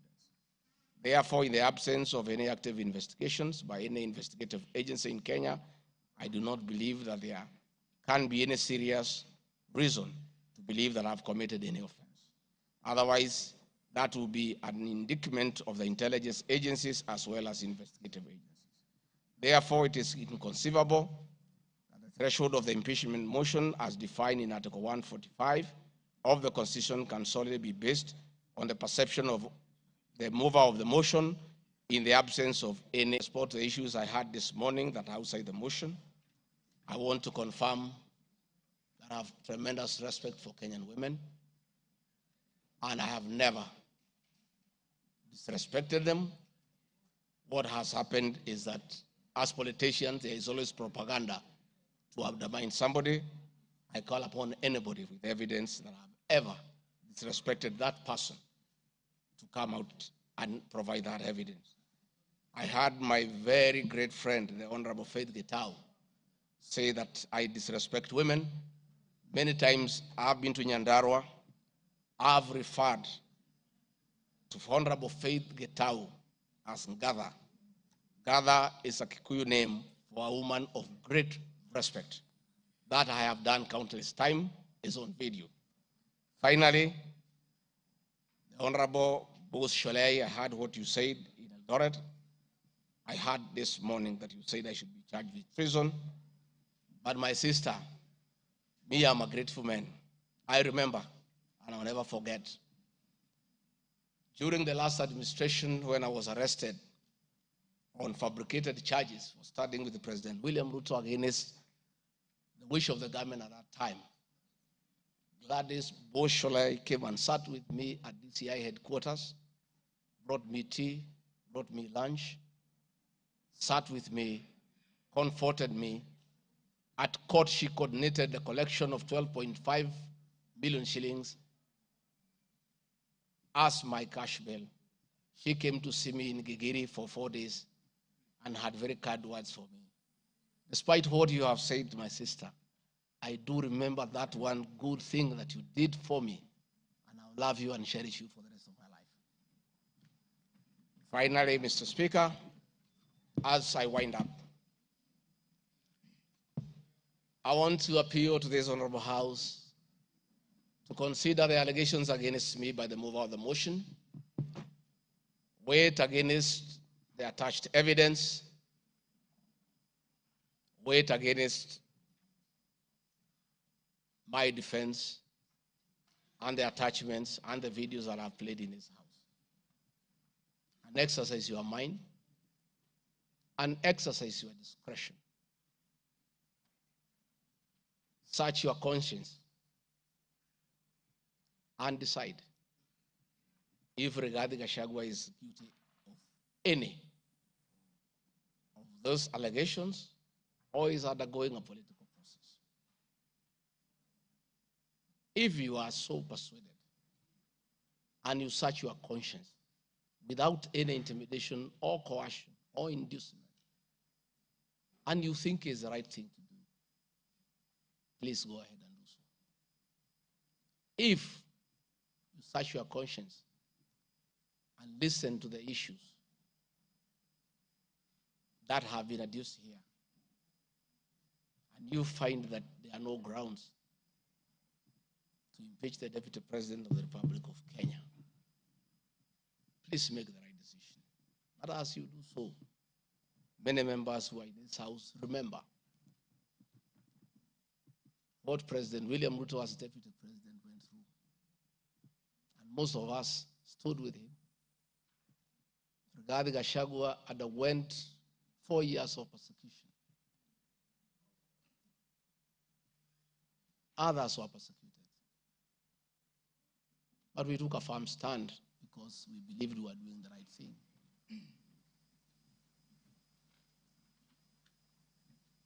His family underwent humiliation. His friends underwent humiliation. He was a haunted man. And on Inauguration Day, he pronounced himself that freedom is here. Again, under the new administration, the same Rigathi Gachagua, who underwent humiliation and persecution, finds himself in the same space under that administration that he fought for. Try, look, reflect, and apply your conscience and make the right decision. Mr. Speaker of the House, I want to thank you for granting me this opportunity. And my address last night was not in any way meant to disrespect the House. Despite, Mr. Speaker, you having ruled that the matter should not be taken out of the House, it was being discussed in every TV station, in every meeting across Kenya. And Kenyans did not have a chance to also hear my side of the story. So I decided, since the accusations against me were everywhere in the country, the people of Kenya, and more so those who voted for me and President William Ruto, deserved also to hear my side of the story. I have tremendous respect for the National Assembly and your ability and capacity to make the right decision. Mr. Speaker, I want to thank you. Asanteni sana. Thank you very much, Deputy President. Thank you very much, Deputy President. I'm sure your fears that you will not be heard fairly have been allayed. You've been heard in absolute silence. You've been heard with total decorum from the House. And members, I salute you for the display of your legislative maturity in giving an opportunity to a subject to a motion in the person of the Deputy President to be heard. What is it, Rosa? The proceedings are still going on. Who is praying? Yes, Senior Counsel.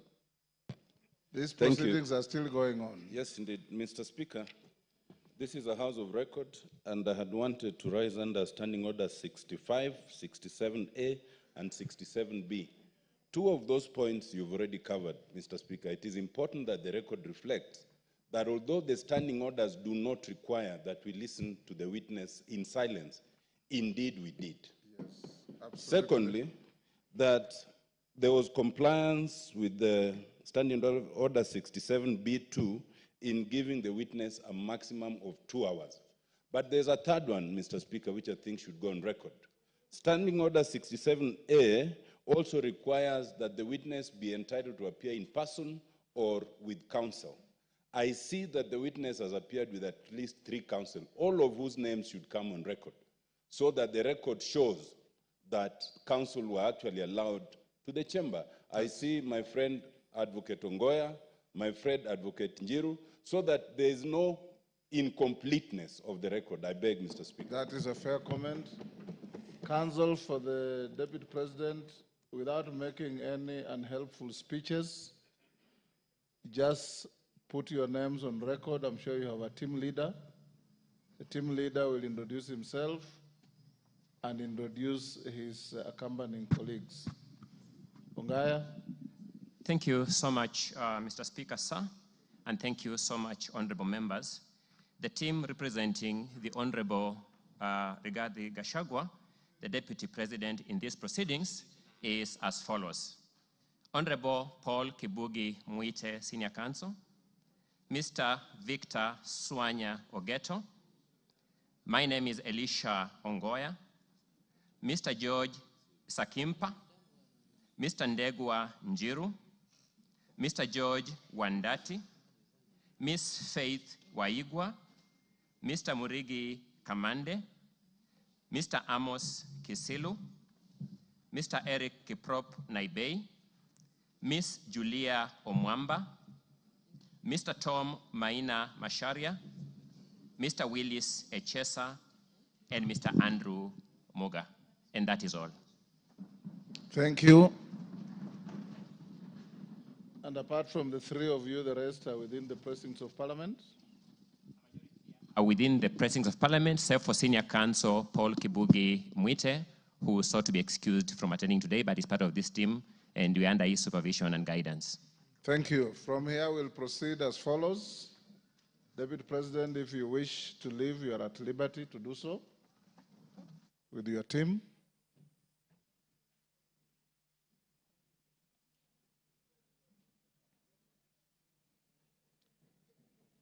Na mwengi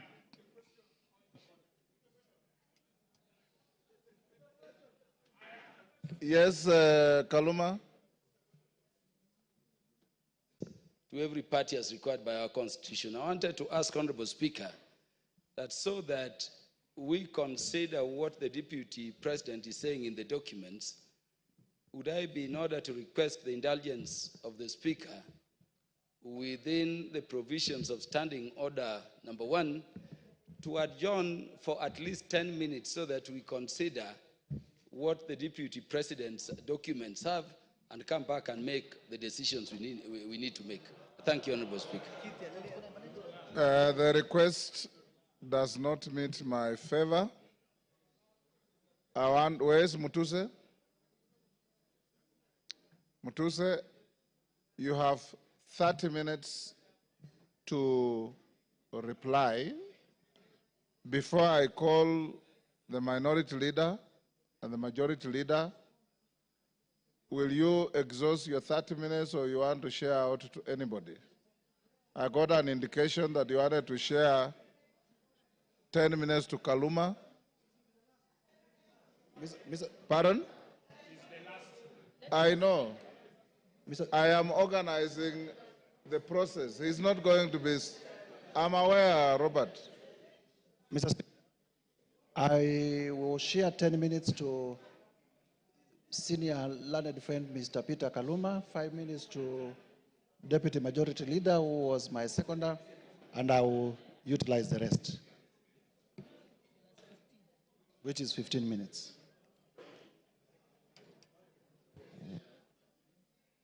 Yes.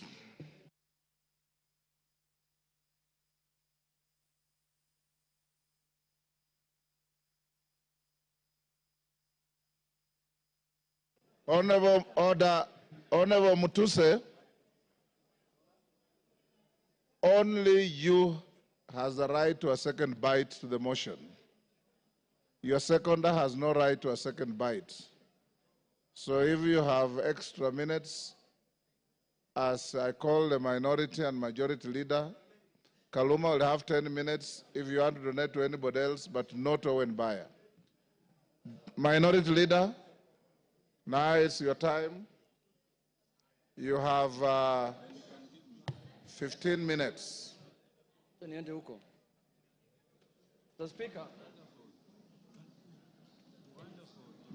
Mr. Speaker, thank you for according me this opportunity.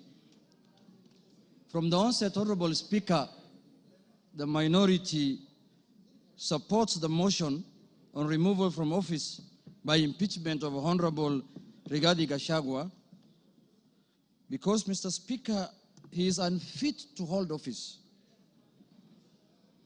In Kenya, and yesterday it was clear to all Kenyans to see for themselves the danger this country is in, Mr. Speaker. Mr. Speaker, the impeachment of the Deputy President is not merely a procedural step. Rather, it's a reflection of our commitment to accountability and the rule of law in this country, Mr. Speaker. Honorable Speaker, the integrity of government and the stability of our nation is at stake, Mr. Speaker, as we speak this afternoon in this House, this evening, Mr. Speaker. Honorable Speaker, national security is at stake. Honorable Speaker, the economy is at stake. Honorable Speaker, the DP, since he assumed office, we have witnessed nothing but abuse of power, discrimination against communities, insubordination, disregard for the two levels of government, corruption, bullying, and many other actions that undermine the rule of law, Mr. Speaker, as well as actions that are unethical, illegal, and that severely breach public trust as contained in the motion by Honorable Mwenge Mutuse, Mr. Speaker. Honorable Speaker, in supporting the removal of the Deputy President from office, we are rejecting the invitation by Honorable Rigathi Gachagua to accept tribal bigotry, Mr. Speaker, skewed resource allocation, and the exploitation and domination of minorities as fait accompli in Kenya, Mr. Speaker. Mr. Speaker, before I move forward, or before I go on with what I wanted to say on the motion, Mr. Speaker, I would like to take this chance first to respond to some of the issues that he has raised in the House a few minutes ago, or his responses, Mr. Speaker. In the first place, his response has come very late in the day to the House, Mr. Speaker. He tabled his response at 4 p.m. in the evening today, Mr. Speaker, and he should have done it either yesterday evening or this morning, Mr. Speaker, so that the House can get enough time to police what he has said, Mr. Speaker. Mr. Speaker, one of the grounds that is being accused of Mr. Gachagua for impeachment, Mr. Speaker, is the issue of what he calls shareholding, Mr. Speaker. He has said Kenya is a company with shareholding. But in his response, he comes here and tells the House that he did not mean that. What he meant is that he was talking about political parties, Mr. Speaker, and listed the political parties that have formed coalitions within Kenya Kwanza, Mr. Speaker, including Ford Kenya, ANC, PA, and all other parties that have formed what is called the Kenya Kwanza coalition, Mr. Speaker. Mr. Speaker, I want to contradict what he said by saying that political parties are national in nature. Ford Kenya is a national party. ANC is a national party. All the political parties that formed a coalition with Kenya Kwanza are political parties that are of national, Mr. Speaker. Mr. Speaker, in this country, under the Constitution, you are not allowed to form a tribal party. You're not allowed to form a religious political party, Mr. Speaker. You are not allowed to form a Mulima political party, Mr. Speaker. That is very clear in the Constitution, Mr. Speaker. And if the Deputy President is not aware of that, I can read out for him, Mr. Speaker. Under Article, Mr. Speaker, 91, every political party shall have national character as prescribed by an Act of Parliament, have democratically elected governing body, Mr. Speaker. And it also says in Part 2, a political party shall not be founded on a religious, linguistic, racial, ethnic, gender, or regional basis, Mr. Speaker, or seek to engage in advocacy of hatred, like what he does sometimes, on any such basis, Mr. Speaker. Mr. Speaker, you cannot equate political parties to what the Deputy President has been propagating for the last 2 years in this country, Mr. Speaker. The Deputy President has told Kenyans in no uncertain terms that Kenya is a shareholding company. Order, honorable members. And if you do not vote, for Kenya Kwanza, you do not have any shares, Mr. Speaker. Order, Yegon, and your team. Ngong. Mr. Speaker, members now are excited because they are not happy with the response the Deputy President has given them. Now they want to vote and go home. I know what they are doing. I know, but let's prosecute the matter. We have to respond to the issues he has brought to the House, Mr. Speaker. Mr. Speaker, political parties are not equal to regional and ethnic, conglomerations that the Deputy President has been advocating for the last 2 years, Mr. Speaker. Mr. Speaker, I want to give him a good example like ODM. ODM has sent the other day 6 experts under the broad-based government, Mr. Speaker. 6 experts. Where are those experts coming from? One is from the coast. Beatrice School is from Turkana. Oparanya is from Western. The Attorney General is from Kisumu. Mr. Speaker, when he's talking about 30% of Ford Kenya and 30% of ANC, he thinks those positions were given to lawyers as a community, Mr. Speaker. When Ford Kenya is a national party, those positions belong to members of Ford Kenya who are in Mombasa, who are in Migori, who are in Kakamega, who are in Bungoma, who are in Eldoret. Ford Kenya has membership in all the country, has membership, Mr. Speaker. So, Mr. Speaker, that ground is not, he cannot controvert that ground by saying that he was talking about the power sharing within Kenya Kwanza. No, he was talking about ethnic groups, Mr. Speaker. He said this government was formed by 2 ethnic groups, and that is how they are going to share power, Mr. Speaker. So that ground stands, Mr. Speaker, and that ground is impeachable, Mr. Speaker, on the Deputy President. The other issue, Mr. Speaker, I want to respond to that he has raised here, Mr. Speaker, is the issue of national security. He said that the NSIS, Mr. Speaker, can be called out whenever they are out of order, Mr. Speaker. Mr. Speaker, the man Deputy President sits in the National Security Council, Mr. Speaker. He doesn't need to call out any government organ in the streets, Mr. Speaker, like the people who do their things in the street, Mr. Speaker. He's a man who sits in every governance organ of this country, Mr. Speaker. all organs of government, all governing organs are also oversighted by committee of this House, Mr. Speaker. What happens, Mr. Speaker, in this country if every member of parliament goes out there castigating governing bodies and constitutionally created bodies of governance, Mr. Speaker? We are going to have anarchy in this country. Mr. Speaker, I am not convinced that he has answered in any way that question as to why he was castigating bodies like the NSIS and the police out there when he's the Deputy President of the Republic of Kenya. On that ground, Mr. Speaker, I feel he's impeachable on that, Mr. Speaker. He has not given us any sufficient answer to that question, Mr. Speaker. Mr. Speaker, the issue of Justice Maina. He said that he was not attacking her because of the judgment she rendered against him, Mr. Speaker. And he said that he had filed a petition with the Judicial Service Commission, Mr. Speaker. He who wants equity must come with clean hands. You cannot castigate a judge in the rallies, in burials, and then you want JSC to listen to you. You can't have both ways. If he wanted JSC to deal with that matter, if he was unhappy with the way the judge has handled his case, Mr. Speaker, he should not have castigated her in a burial, Mr. Speaker. He should not have talked about her in a very demeaning manner, Mr. Speaker. He should have kept his cool and filed his petition with the Judicial Service Commission, Mr. Speaker.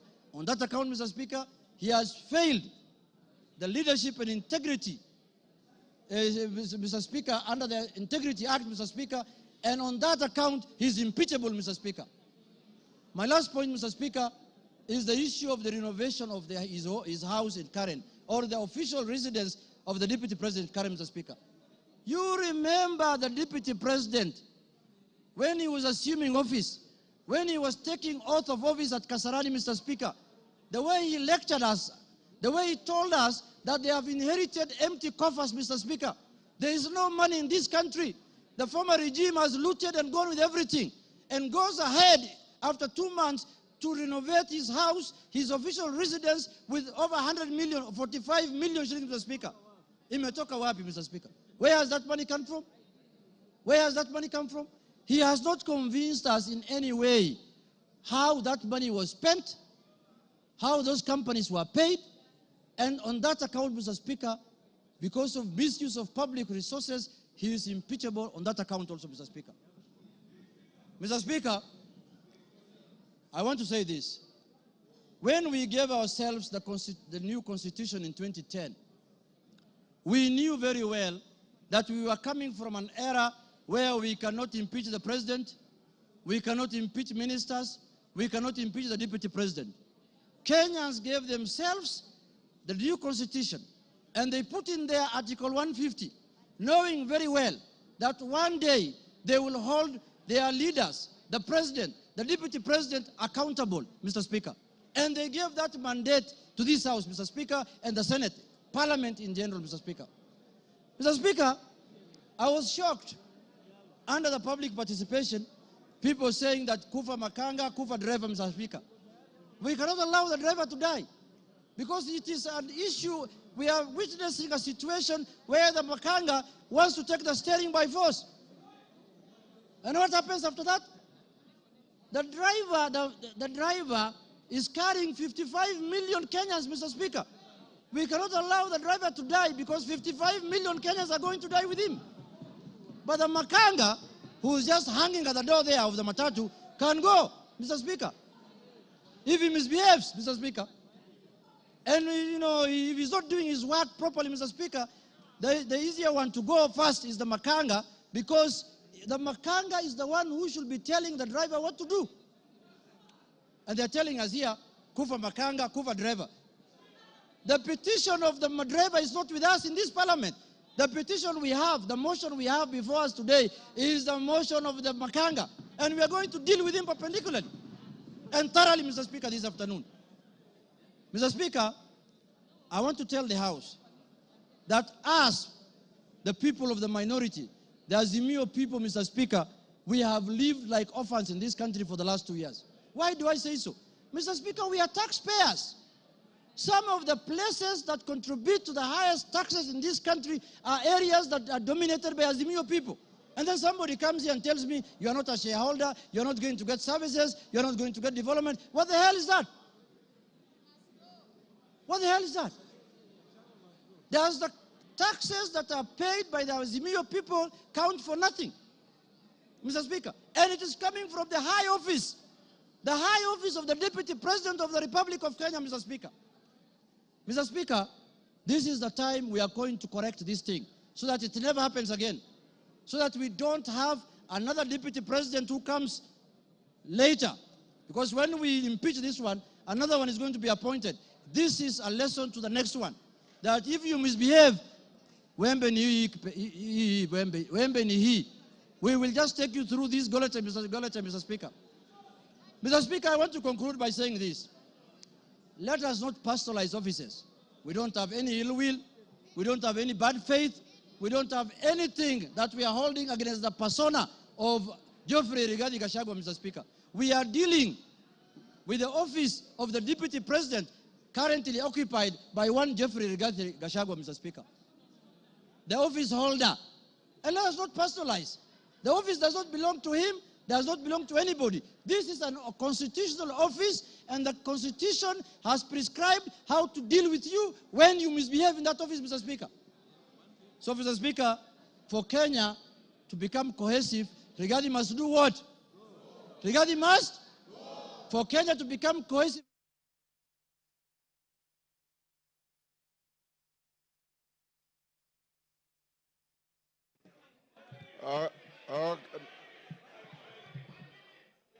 Okay, give him 1 minute.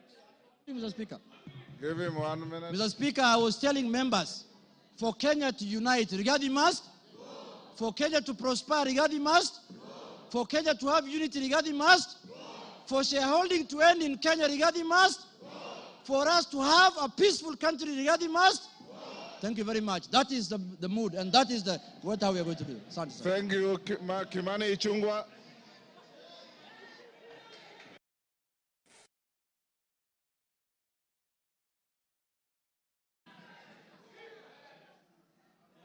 Honorable Speaker, thank you for this opportunity.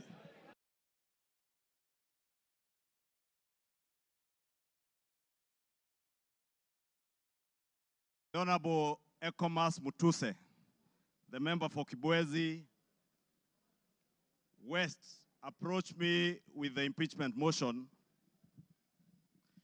Honorable Speaker, I took some time not just to go through the grounds that he had stipulated for the impeachment of the Deputy President, but also to reflect on what Honorable Mutuse was asking me, not just as a member of parliament for Kikuyu and leader of majority party in this house to do, but also took time to reflect and ask the Almighty God to guide me and give me wisdom to do the right thing. Honorable Speaker, I pray to God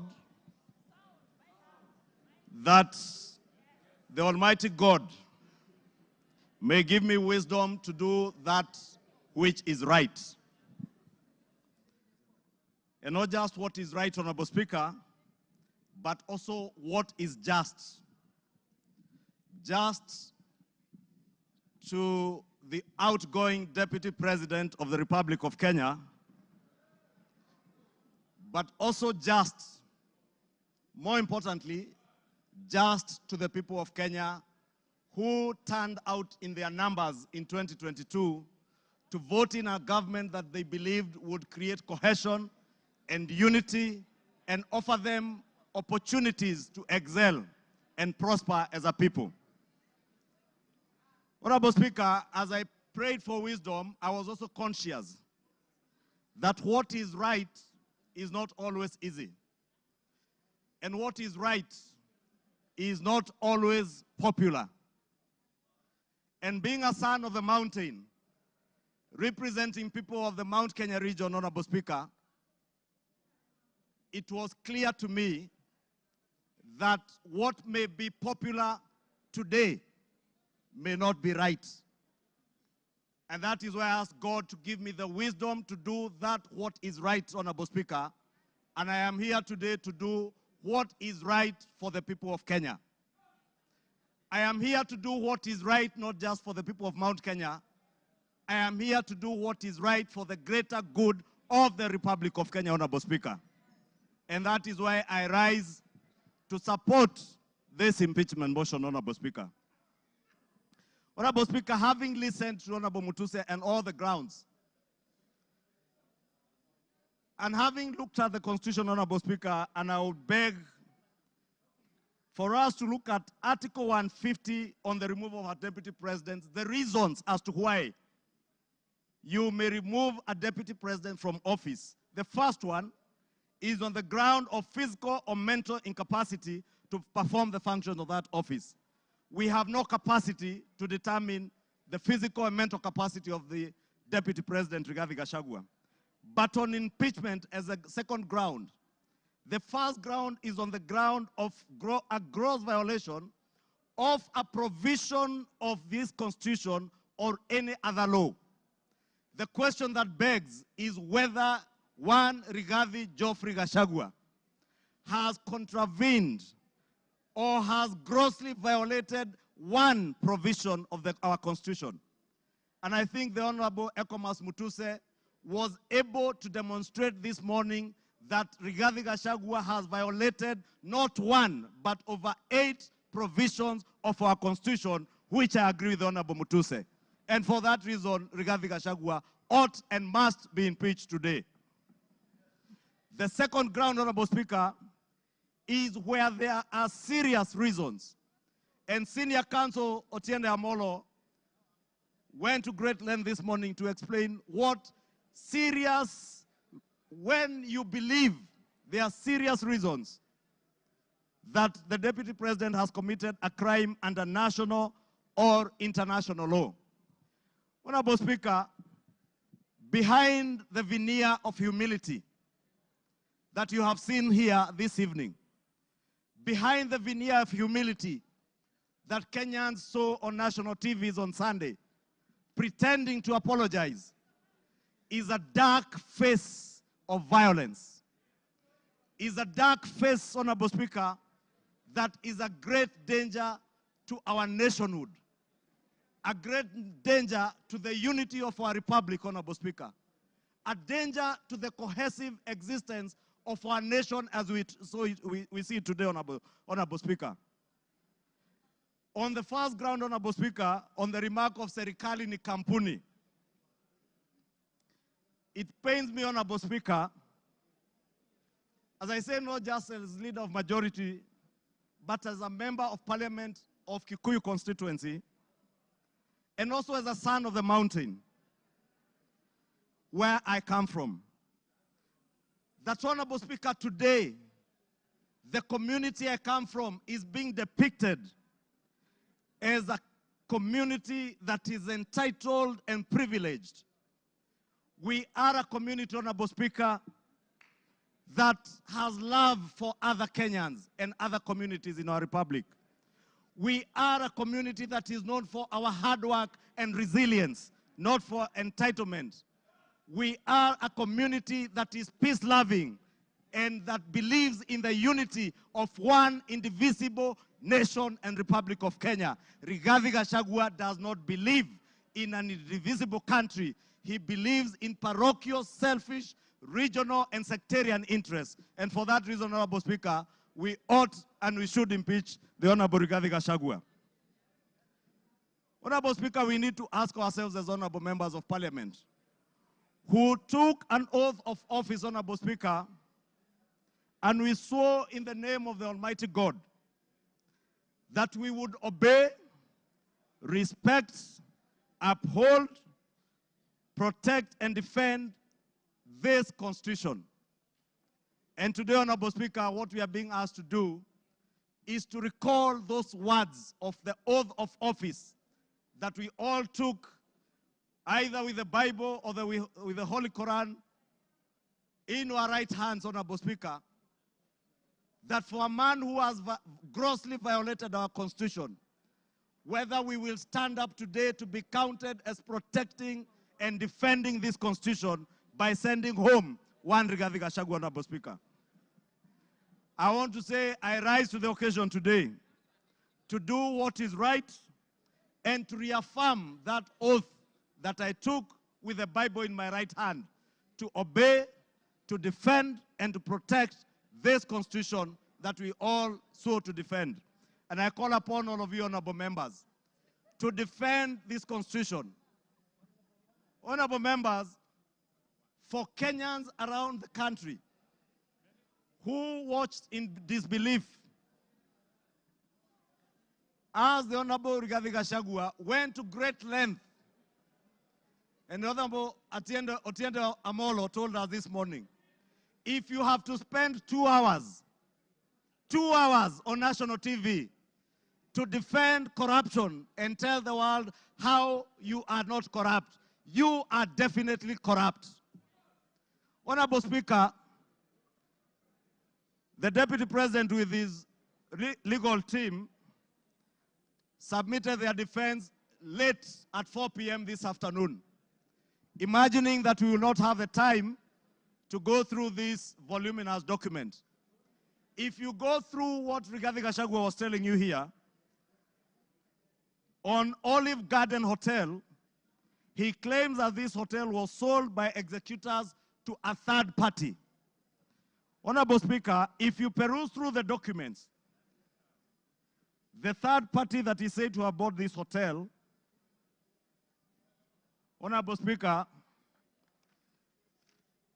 and allow me, Honorable Speaker, first to tell you that the joint executors of the will of the late Governor Nderitu Gachagua were Rigathi Gachagua, Advocate Njoroge Regeru, and one Mr. Mwai, who was said to have been his great friend, Mwai Madhenge.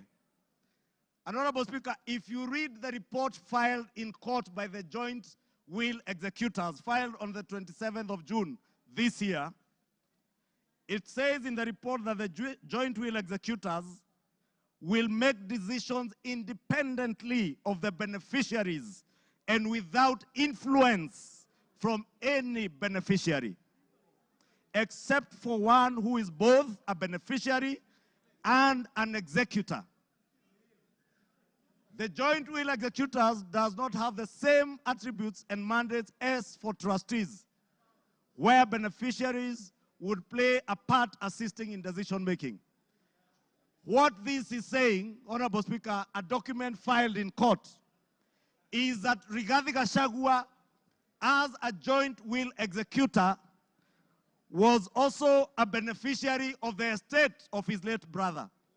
He was not only a joint will executor, he was also a beneficiary, and he was also a purchaser for value of the estate of his late brother. Olive Gardens is said to have been sold to one gentleman that many of us know, the Honorable Gishimu Githinji, the member for Gishugu, will tell you that the gentleman who is listed here as a purchaser for value for Olive Gardens, one Peterson Jomo Mushira, was a candidate in Gishugu constituency. He is a direct proxy of one Rigathi Geoffrey Gachagua. And Honorable Speaker, I must confess, and I am sorry to my friend Peterson because I know him. I just called him this afternoon when I saw this document, and I asked him whether TM Civil Engineering Limited is his company, and he confirmed to me it is indeed his company.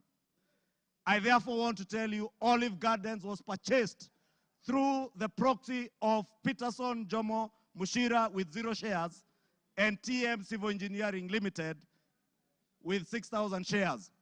Those who have visited the Annex House, the office of the Deputy President, know this Jomo is a permanent fixture in the office of the Deputy President, and therefore his direct proxy. Honorable Speaker, we are also told, Honorable Speaker, that these very hardworking young Kenyans, in the names of Keith Ikino Rigathi and Kevin Gachagua Rigathi, who are listed on the CR12 of the documents that were tabled this afternoon by Rigathi, are shareholders of Vipingo Beach Resort that owns the Vipingo property in Kilifi County, the one the Honorable Chonga was speaking about. Rigathi Gachagua told Kenyans on national TV that this property is still owned by the family and therefore is still part of the estate. Keith Ikino and Kevin Gachagua, his sons, were not joint will executors of the estate of Nderitu Gachagua. And the owners who are listed on this CR12 is Keith Ikino Rigathi, Kevin Gachagua Rigathi, and the estate of the deceased James Nderitu Gachagua. It is a rather ingenious way of trying to hide behind the estate of his late brother. And how shameful, Honorable Speaker, that the Deputy President of the Republic of Kenya would hide behind the veil of the estate of his late brother to disguise what is outright proceeds of crime, because he is a purchaser of this property, and that is why his two sons are listed as directors and shareholders of Vipingo Beach Resort. But he was on national TV telling Kenyans, this is a property that belongs to the family, and we have decided to keep it. This is a House of Records, Honorable Speaker, and it is good we gave the Honorable Rigathi Gachagua an opportunity to be heard so that we can expose his lies in broad daylight or this early in the evening. And I want to tell Kenyans and all of you members, save this country from this dark face, Honorable Speaker, honorable members. Save this country, Honorable Speaker. Honorable Speaker, because of time, I know there was alluding, Honorable Speaker, if you look at the time this company, Vipingo Beach Resort, was formed, it was founded on 5th August 2008. I would guess if Keith Gachagua is 31 years old today, at the time this company was registered, he was only 15 years old or 14 years old. He cannot have been listed as a director. His younger brother must have been 12 or 13. For heaven's sake, Deputy President, give some credit. Honorable Speaker, we also had the issue of shareholding, Honorable Speaker. And we were told that in our coalition agreement, Honorable Speaker, and you are then the leader of Ford Kenya, and you know you never subscribed to shareholding in our coalition agreements within Kenya Kwanza. Anybody who subscribed to the Kenya Kwanza coalition was subscribing not to shares, but to an ideology, a shared ideology, not shareholding, as Rigathi Gachagua wants Kenyans to believe. Honorable Speaker, let me finish by saying, Honorable Speaker, that the mountain is intact. The mountain is intact. The mountain is intact. The mountain is intact.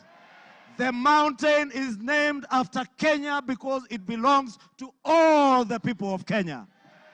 We must end ethnic balkanization.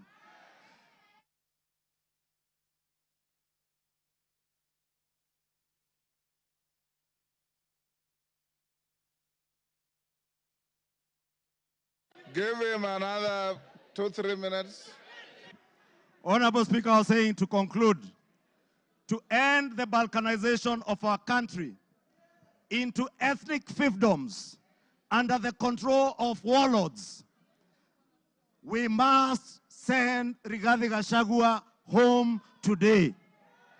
To end divisive politics in our country, Rigathi must.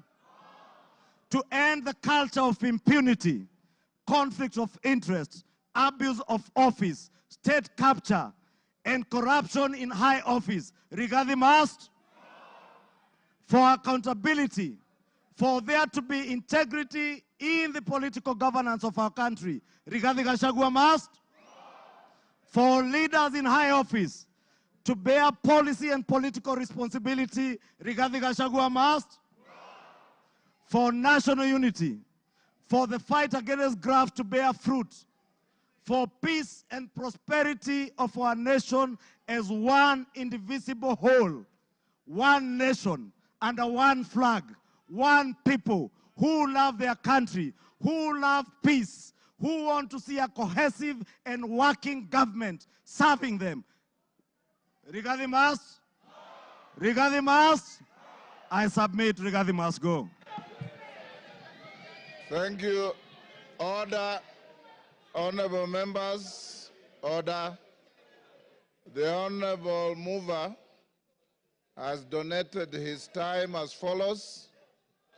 Charles Nguna, CNN, you'll start with 2 minutes. Omboko Milemba will follow with 3 minutes. Peter Kaluma will follow with 10 minutes, and then he himself 15 minutes. So CNN, Charles Nguna. Thank you, Mr. Speaker. Mr. Speaker, let me thank the Kenyans who just expressed their views during public participation on this matter, Mr. Speaker.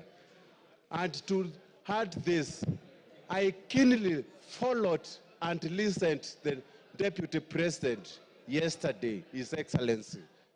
And Mr. Speaker, based on all what is said, we saw a lot of differences, rift, contradictions, divisions, which are totally eminent we are going to have in future, Mr. Speaker. Mr. Speaker, it is inevitable that we are going to have battleground between His Excellency the DP and His Excellency the President. And when the bulls fight, Mr. Speaker, grass suffers, Mr. Speaker. And it's that's why I'm saying that if we continue keeping one of them in the office, Mr. Speaker, Kenyans are going to suffer most, Mr. Speaker. And based on my wisdom, for prosperity and also for development, for what we call prosperity and patriotism, and for us to live in an amicable manner and peaceful manner, Mr. Speaker, we have to separate the two bulls, Mr. Speaker. And the motion today, it is for Rigathi to go, not for William Samoei Ruto. With those few remarks, Mr. Speaker, I support. Omboko Milemba. Honorable Speaker, there's a question which makes me stand to speak on. And I want Kenyans and possibly the members who can listen to me to realize that one issue that has not been answered consistently is the question of chairs. Yesterday I listened to the Deputy President and today also. Whenever he's asked about shares, Honorable Members, Speaker, can we reduce our levels of conversation? Thank you, Honorable Speaker. Whenever he's asked about the issue of shares, he picks ANC party agreement and Ford Kenya party agreement.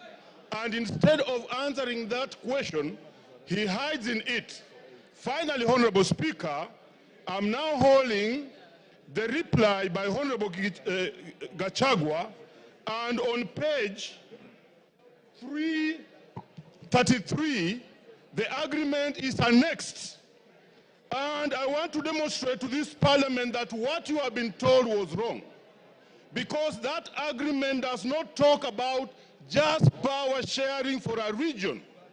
He has avoided intentionally to read the entire paragraph, which says that the sharing of the political parties will also depending further on the need to achieve an inclusive government that reflects the face of Kenya, including the need to accommodate the representation of any future member party and all regions of Kenya. He avoided to read that and therefore gives an impression that there was a power-sharing agreement which only confined ANC party to Western only, when ANC party is a national party. Look at this, Honorable Speaker. the only member of the ANC party we nominated was Honorable Dena Hamisi, who comes from Kwale and not Western. So this is an issue which has not been tackled. Two, he is unable to deal with Senior Counsel Tienda Molo's assertion in the morning that how would you elevate the agreements of a political party beyond the Constitution of Kenya? It's very important that as you make your decision, you get that this was a false lie. Finally, Honorable Speaker, in all this we have seen all the techniques of card stacking, of propaganda, which include card stacking, emotional appeal, branding, and that's why we have seen the name of the president being dragged in this matter today. I think the motion on the floor is for the makanga, it's not for the driver. Thank you, Honorable Speaker. I support. I have been advised by the mover that Lillian Kogo will take 2 minutes and Kaluma 8 minutes instead of 10. Lillian Kogo. I thank you so much, Honorable Speaker, and I want to thank all the members who have contributed to this motion. I rise to support. I had not given my voice to it, but Honorable Speaker, as you were speaking earlier, Honorable Speaker, I believe the Honorable Deputy President of the Republic of Kenya was following the proceedings of this House. And one of the matters, Honorable Speaker, that came out so clearly, Honorable Speaker, was the insult on women, Honorable Speaker. Women form a substantive position in this country's national development, Honorable Speaker. And Honorable Speaker, I expected that when the Deputy President came to this House, he was going to address this matter on a special way, Honorable Speaker. But I did not listen. I did not hear him. I did not hear the Deputy Speaker say when, where, how. The Deputy President, sorry. I did not hear the Deputy President, one Honorable Rigathi Gachagua, answer to the question of saying that one noble member of this House, the Honorable Jemachia, is a Malaya, Honorable Speaker. It concerns me, and I wanted the Honorable Rigathi Gachagua to tell this House where, how, when, who witnessed him sleep with one Jemachia and how he felt. We wanted to know, because we are not going to allow women to be used with derogatory language moving forward, Honorable Speaker. It is nobody's choice to be a Malaya. These are mothers. It is nobody's choice to be a Malaya. These are our sisters. It is not... Time up. Peter Kaluma. Peter Kaluma.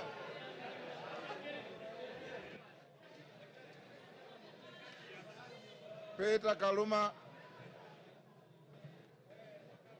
Honorable members. I thank you.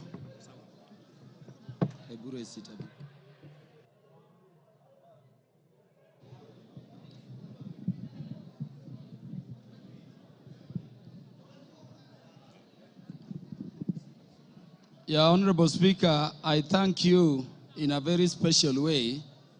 Honorable Speaker, I have this benefit of speaking after listening both to the mover of the motion and to the Deputy President, who is the subject matter of this motion. And so, Honorable Speaker, I can look at it from all perspectives. Honorable Speaker, allow me to start by saying that I listened to the Deputy President, as I did to Honorable Mutuse, with the mind of a lawyer, looking at how the grounds have been addressed, their particulars, and how they have been addressed by the two respective parties. And Honorable Speaker, let me begin by saying that I don't know what happened, but we had Honorable Mutuse presented before this assembly a motion seeking to impeach the Deputy President on up to 11 grounds. And Honorable Speaker, I don't know whether it is by act of omission or commission, or it is just the nature of some people. The Deputy President focused on those matters concerning property, money, integrity, procurement, forgetting the most fundamental issues. And I want to say that even when he addressed those money issues, there are very patent gaps going to constitutional violations which are stated in the motion to be gross. I expected the Deputy President, for instance, to use the opportunity you accorded him, Honorable Speaker, to explain that SMS which came from his son Ikunu Gachagua on the bid bond issue involving that company. No mention of that at all. Honorable Speaker, before I go to the matters I want to address in substance, let me thank you, the Honorable Speaker of the National Assembly, for ensuring that the process this House is going through has been very fair.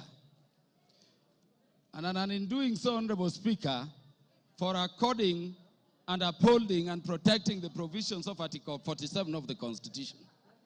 I hear people still saying that the courts will intervene.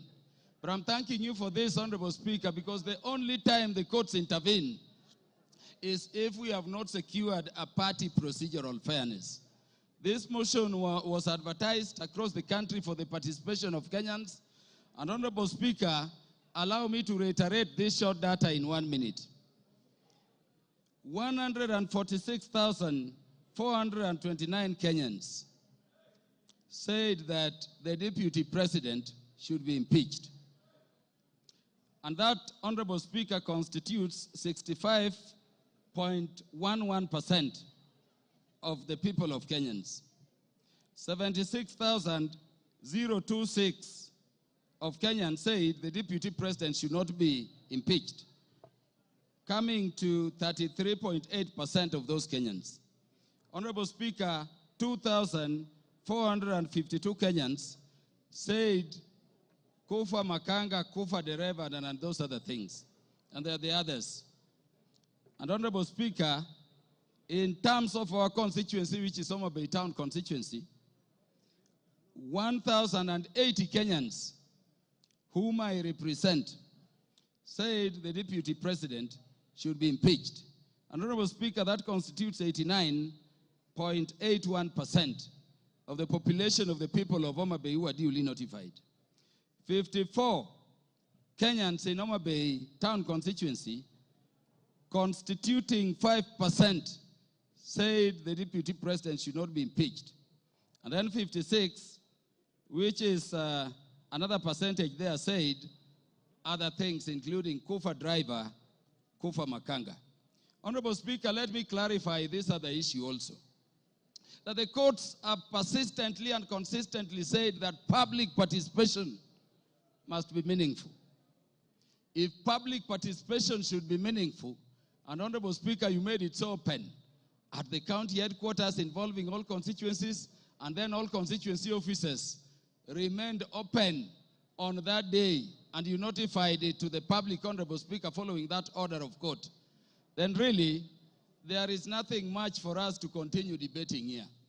If public participation is to be meaningful, then the Kenyans have spoken. And as their representatives, we can only give meaning to what they say during public participation by securing what they have said, which is that the Deputy President should be impeached. Honorable Speaker, because I'm running fast, let me say that this Constitution has been termed a living document. And Honorable Speaker, if you look at ground one, people take it lightly. But Honorable Speaker, the idea of the unity of our nation has been the one thing which has been disturbing the people of Kenya in terms of being a nation for very long. Honorable Speaker, allow me to read the preamble of the Constitution. And this is what it says. We, the people of Kenya, proud of our ethnic, cultural, and religious diversity, and determined to live in peace and unity as one indivisible sovereign nation, when the Kenyans were making this constitution, they identified the need for unity as one people, as one thing they had to deal with. Honorable Speaker, I request the members to look at Article 4, Sub-Article 2 of the Constitution. It says Kenya is a multi-party democratic state founded on the national values and principles of governance under Article 10 of the Constitution. And Honorable Speaker, people have said so many things about this Constitution. But let me say today, before this House, Honorable Speaker, that Article 10 of the Constitution, if this spirit has a soul, if this Constitution has a spirit, then you can only find it in Article 10 of the Constitution. At Article 10, Sub-Article 2, those national values which were identified by the people of Kenya during constitution making as the things which Kenya needs to address are the following, Honorable Speaker. Patriotism, national unity, sharing and devolution of power, the rule of law, democracy and participation of the people, human dignity, equity, social justice, inclusiveness, equality, human rights, non-discrimination, and protection of the marginalized. Honorable Speaker, at the very heart of a nation is equal ownership and equal sharing in the resources of the nation. It cannot be therefore, Honorable Speaker, that a state officer at the level of the deputy president is singing to other Kenyans how they are shareholders and they don't belong to this country. And Honorable Speaker, it saddens me that having given him the opportunity, the deputy president did not proffer defense, the deputy president did not offer an apology, but the deputy president said other people are also doing it. Honorable Speaker, let me say an impeachment motion proceeds in personam. It proceeds against a specific person. You may say Kufa Dereva, Kufa Makanga. Give him 1 minute to wind up. Wind up, Kaluma. Thank you. Honorable Speaker, it does not matter. This motion we have is against a person. You cannot have a motion for impeachment against Kaluma and somebody. Those who are saying Kufa driver, Kufa Makamba, bring the driver and we will also consider it on the merit. And on account of that, Honorable Speaker, this person must go. Honorable Speaker, in the few seconds remaining, let me say that when Westgate came under attack, I lost a cousin in the name of Jackton Port. He was the first one to be shot there. When Garissa University came under attack, Honorable Speaker, I lost Solomon Oludo from Marindi, a son of our land I educated at Uyubiero Primary School. Honorable Speaker, we have no problem holding the security apparatus of the nation, to account. But Honorable Speaker, we cannot have a situation where you talk that recklessly in public about our national intelligence service being dysfunctional. For a state which is permanently under terror, target, and attack. And by the way, in the Security Committee, each minute, we are fighting terrorists. You cannot speak that way and come back and say it is normal. Honorable Speaker, how can you be a principal assistant to the president when each time the president leaves the country, you are organizing rallies to incite ethnic animosity against your own government? Honorable Speaker, how can you be a principal assistant to His Excellency the President when the President is having a press conference in Nairobi and you are having a separate one instead of standing with him to calm the nation from Mombasa to say that the President, in fact, there is a problem and is a dysfunction in government? Time up, Mutuse. You have 15 minutes. Very good. Thank you, Mr. Speaker. Thank you, Mr. Speaker. Before I begin my reply to the motion, please allow me to table additional documents, being a newspaper advert that was placed by His Excellency the Deputy President in today's newspapers, and also the video recording of his speech yesterday, because they are material to these proceedings. Go ahead. Request granted.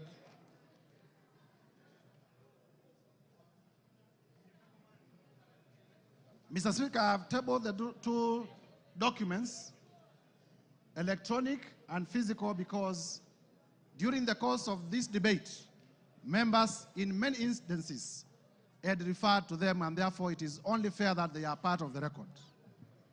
Number two, Mr. Speaker, allow me to thank... The documents were available to me earlier, and I ruled that they are admitted. Thank you, Mr. Speaker. Yes. I want to be very brief because I know the National Assembly of the Republic of Kenya wants to make a decision on the matter of impeachment of His Excellency Rigathi Gachagua. Mr. Speaker, to begin with is to thank colleague members of Parliament from both sides of the House for the robust debate in terms of the motion that we presented before the House this morning. Mr. Speaker, I also want to thank Kenyans in their millions from all over the Republic, because in the course of this debate, Kenyans have been commending, Kenyans have been exercising their democratic right through public participation, through their right to odd opinions, and we have not witnessed a single incident of violence anywhere in the Republic. There had been vitisho that if you table an impeachment motion for a person of the magnitude of the Deputy President, there may be violence, people will lose lives. But I thank Kenyans because Kenyans have proven once again that we are a peaceful country and we are able to engage in our democratic processes without violence. Mr. Speaker, allow me to re-examine some of the few issues that have come through the response. First is to let Kenyans know that His Excellency Rigathi Gachagua has filed a response of 501 pages, and the response has come at 4 p.m., and I was only able to be given the response about an hour ago.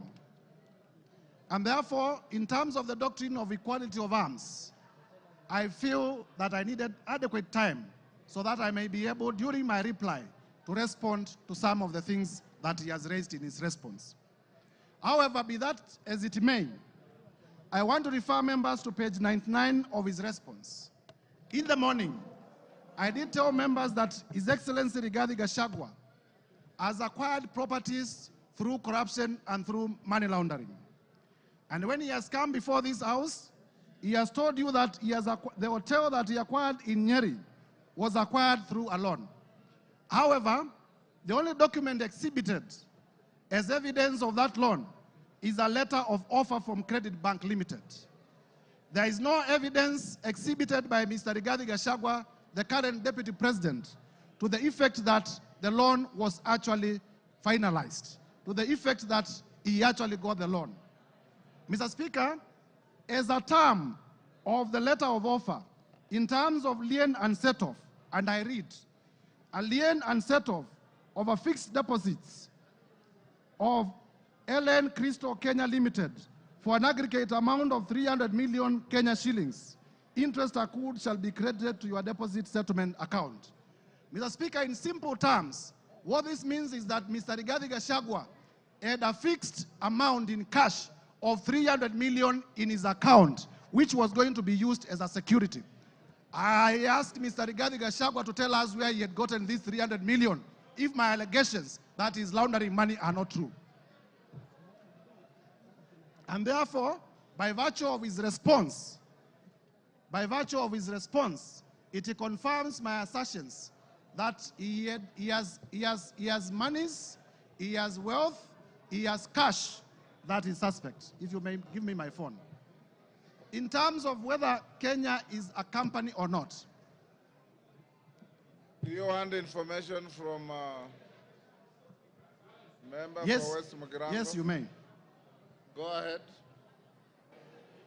Mr. Speaker, I want to inform the Honorable Mutuse that the director for Credit Bank Kenya Limited is one Grace Nyachai, who hails from Nyeri and is a relative of His Excellency Rigathi Gachagua, and therefore I say no more. I thank you, Mr. Speaker.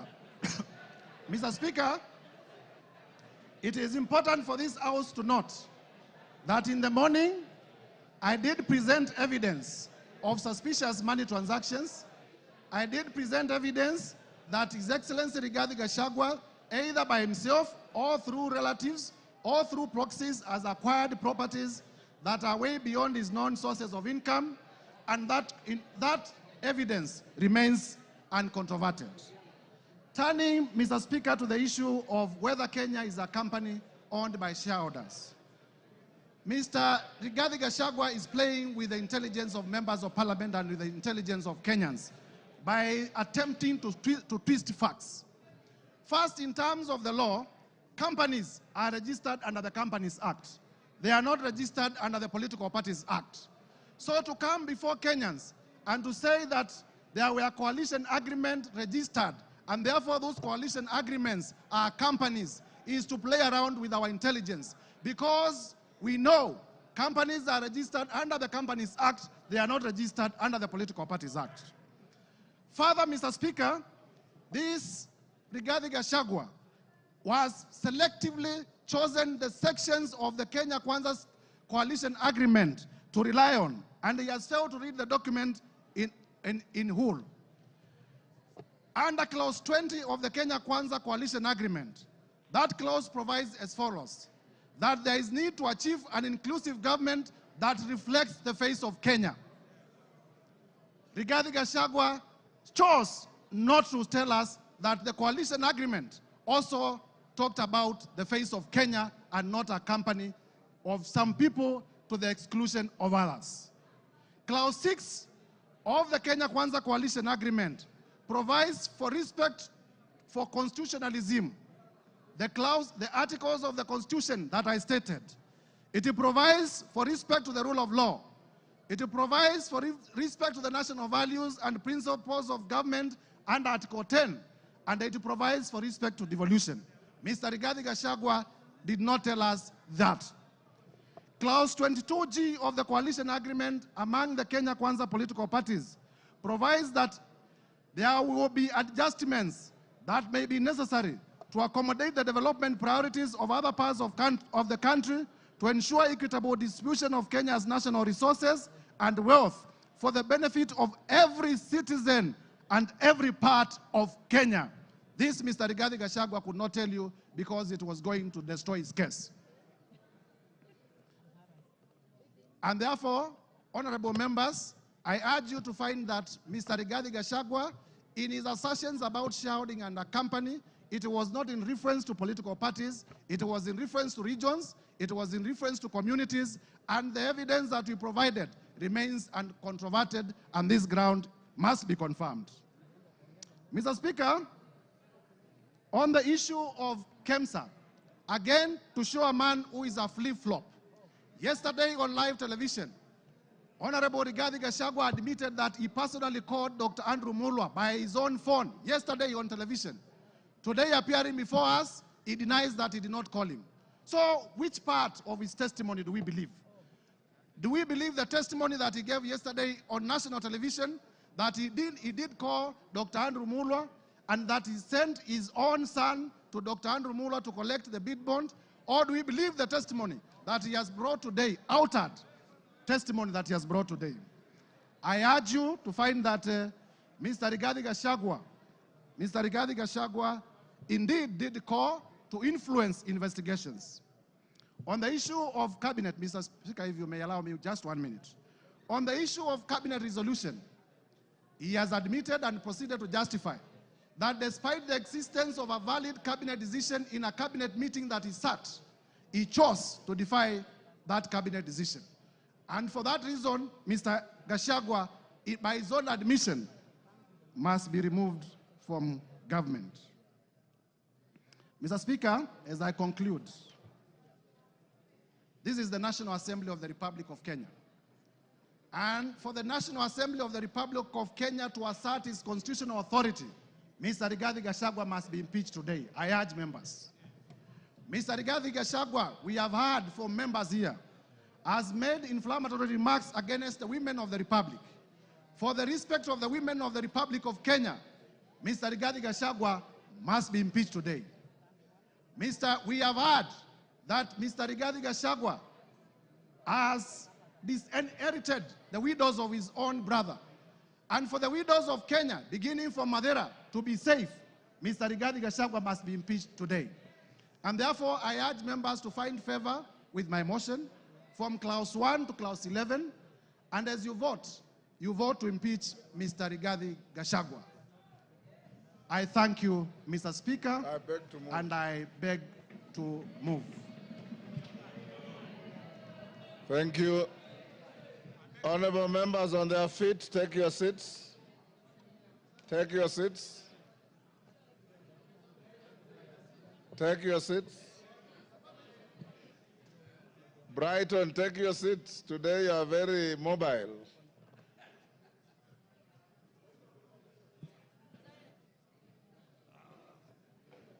Honorable members, order. Honorable members, Honorable Jeho, take your seat. Honorable members, we are coming to the end of this motion. And before I put the question, this is one motion where there is no voice vote. We'll go straight into division, so that no ayes have it at the putting of the question. The House Business Committee yesterday deliberated on the manner of voting, and it was unanimously agreed that there will be a roll call vote. There will be a roll call vote. That being the case, we should be done, if we are orderly, we should be done in the next 30 minutes to 40 minutes, maximum 1 hour. When we start voting, order, when we start voting, I'll instruct the clerk and the teller, having conducted yourselves exemplarily well, any member who precedes his or her vote with a preamble or a speech or a statement will be a spoiled vote. Once you are called, order, the vote is simply yes or no. Time for speeches have extinguished in the debate. I now put the question. Of course, there are always three: yes, no, abstention. Order, member for West Mugirango. There's nothing out of order. Honorable members, I now put the question, which is that, pursuant to the provisions of Articles 145 and 151B and 2 of the Constitution and Standing Order 64 and 65, this House resolves to remove from office by impeachment His Excellency Honorable Rigathi Gachagua, EGH, the Deputy President of the Republic of Kenya, on the following grounds. 1, gross violation of Articles 10(2)A and B and C, 27(4), 73(1)A, 2 and B, 75(1)C, 129(2) of the Constitution, and Article 147(1) as read together with Article 131(2)C and D of the Constitution. 2, gross violation of Articles 147(1) and 152(1) of the Constitution by undermining the President and the Cabinet and the effective discharge of the national government executive mandate. 3, gross violation of Articles 6(2), 10(2)A, 174, 186(1), 189(1), and the 4th schedule to the Constitution by undermining devolution. 4, gross violation of Article 161 of the Constitution on the institutional and decisional independence of judges. 5, gross violation of Articles 3.1 and 148(5)(a) of the Constitution on the fidelity to the oath of office and allegiance. 6, serious reasons to believe that His Excellency the Deputy President has committed crimes under Sections 13(1)(a) and 62 of the National Cohesion and Integration Act. 7, serious reasons to believe that His Excellency the Deputy President has committed gross economic crimes under Sections 45(1), 46, 47(a)(3), and 48(1) of the Anti-Corruption and Economic Crimes Act and Sections 2, 3, 4, and 7 of the Proceeds of Crime and Anti-Money Laundering Act. 8, serious reasons to believe that His Excellency the Deputy President has committed crimes by continuously misleading members of the public through false, malicious, divisive, and insightful remarks that are contrary to the provisions of Section 132 of the Penal Code and Section 29 of the Leadership and Integrity Act. 9, gross misconduct that is incompatible with the high calling and dignified status of the office of the Deputy President, a member of the Cabinet and the National Security Council. His Excellency the Deputy President has publicly attacked and undermined the work of the National Intelligence Service and its officers. 10, gross misconduct by openly or publicly insubordinating the President, who is the head of state and government. And 11, gross misconduct by persistently bullying state and public officers. I now direct that the division bell be rung for 5 minutes. Then thereafter, we will go into voting process. As we do so, can the whips give us, yes, Jeanette? Mr. Speaker, I propose that only the whips should be allowed to go out of the chambers, Mr. Speaker. The rest should remain seated. Yeah. Only the whips should be allowed to go out, Mr. Speaker. The rest of the members can sit and hold their things on the. That's the rule. That's the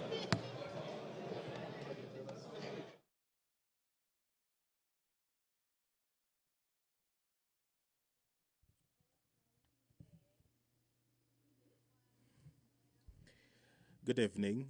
If you're just tuning in, the National Assembly has been debating the special motion by the Honorable Member Mwengi Mutuse on the proposed removal by impeachment of His Excellency Rigathi Gachagua, the Deputy President of the Republic of Kenya. The Honorable Member in the special motion did advance 11 accusations against the Deputy President, and among them his gross violation of Articles 10, Subarticle 2A, B, and C, Article 27, Subarticle 4, Article 73, Subarticle 1A, Article 2B, Article 75, 1C, Article 129, Subarticle 2 of the Constitution, and Article 147, Subarticle 1, as read together with Article 131, Subarticle 2C and D of the Constitution, that the Deputy President has persistently made utterances threatening to discriminate, exclude, and unlawfully deny sections of the people of Kenya and regions of the Republic of Kenya equal opportunities for public service appointments and allocation of public resources. Another charge is that the Deputy President has made unilateral public statements inconsistent with policy positions collectively adopted by the government and contradicted the president on critical matters of governance and the exercise of the president's functions as a symbol of national unity. That His Excellency the Deputy President interfered with the running of Nairobi City County Government by inciting citizens against lawful directives of the county government on the planning and relocation of markets, and publicly disparaging the leadership of the county government and its decisions. Charge 4, that His Excellency the Deputy President has undermined the institutional and decisional independence of a judge through public attacks on a judge of the High Court of Kenya and falsely threatening to file a petition for the removal of the said judge in a matter in which he was a party. Another charge is that the Deputy President breached his oath of office and allegiance on account of the utterances and actions attributed to the Deputy President under grounds 1, 2, and 3. Charge 6, that the Deputy President has persistently made inflammatory, reckless, insightful public utterances over the last 2 years in contravention of the law. Charge 7, that His Excellency the Deputy President has committed gross economic crimes, namely conflict of interest, abuse of office, and conspiracy to commit crimes under sections by inexplicably amassing property estimated at 5.2 billion shillings that is incompatible with his known legitimate income, and by trading with the office of the Deputy President through proxies. Another charge is serious reasons to believe that His Excellency the Deputy President has committed crimes by continuously misleading members of the public through false, malicious, divisive, and insightful remarks that are contrary to the provisions of Section 132 of the Penal Code and Section 29 of the Leadership and Integrity Act. Charge 9, gross misconduct that is incompatible with the high calling and dignified status of the office of the Deputy President, a member of the Cabinet and the National Security Council. His Excellency the Deputy President has publicly attacked and undermined the work of the National Intelligence Service and its officers. Charge 10, gross misconduct by openly or publicly insubordinating the President, who is the head of state and government. And charge 11, gross misconduct by persistently bullying state and public officers. The Deputy President was some minutes after 5 p.m. given the opportunity by the National Assembly to defend himself against these 11 allegations that have been leveled in this special motion which the members of the National Assembly have been debating today. And right now,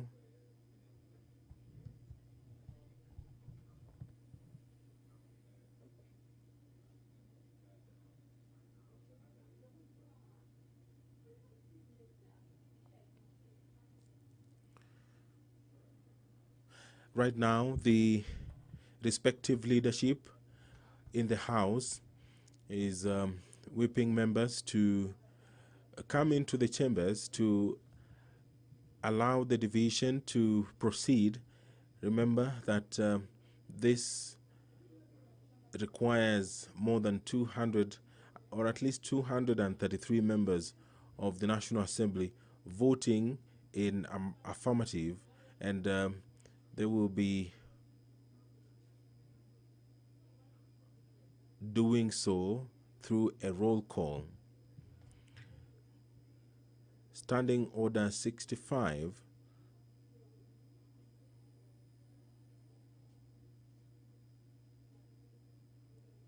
Standing Order 65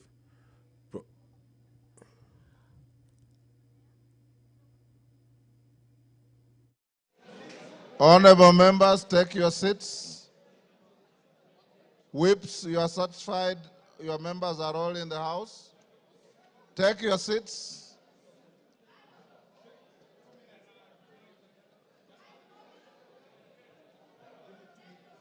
Okay. You have 2 minutes. Members who are on their feet, take your seats. Thank you.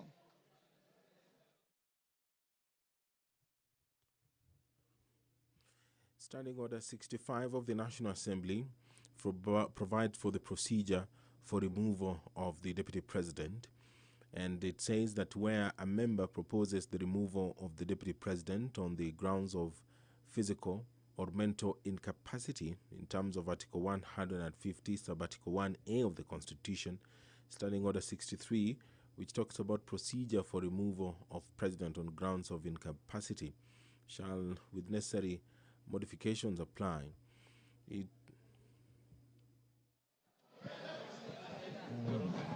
have to do something about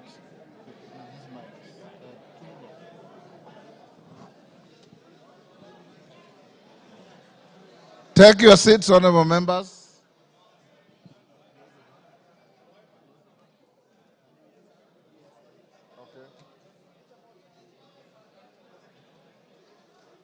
Osoro and Millie, are all your troops in the house? I want to draw the bar.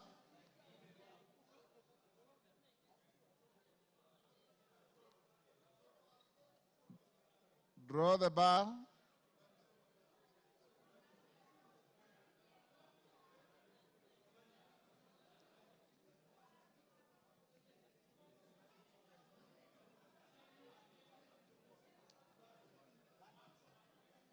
Take your seats.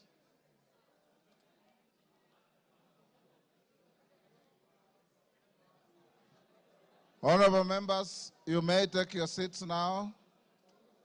Honorable Dani Wanyama, take your seat. Honorable Minority Whip, take your seat. Honorable members, I have been given the following as whips, as tellers. For the ayes, the Honorable Zaire Janda, MP, and the Honorable Jared Okello, MP. For the nays,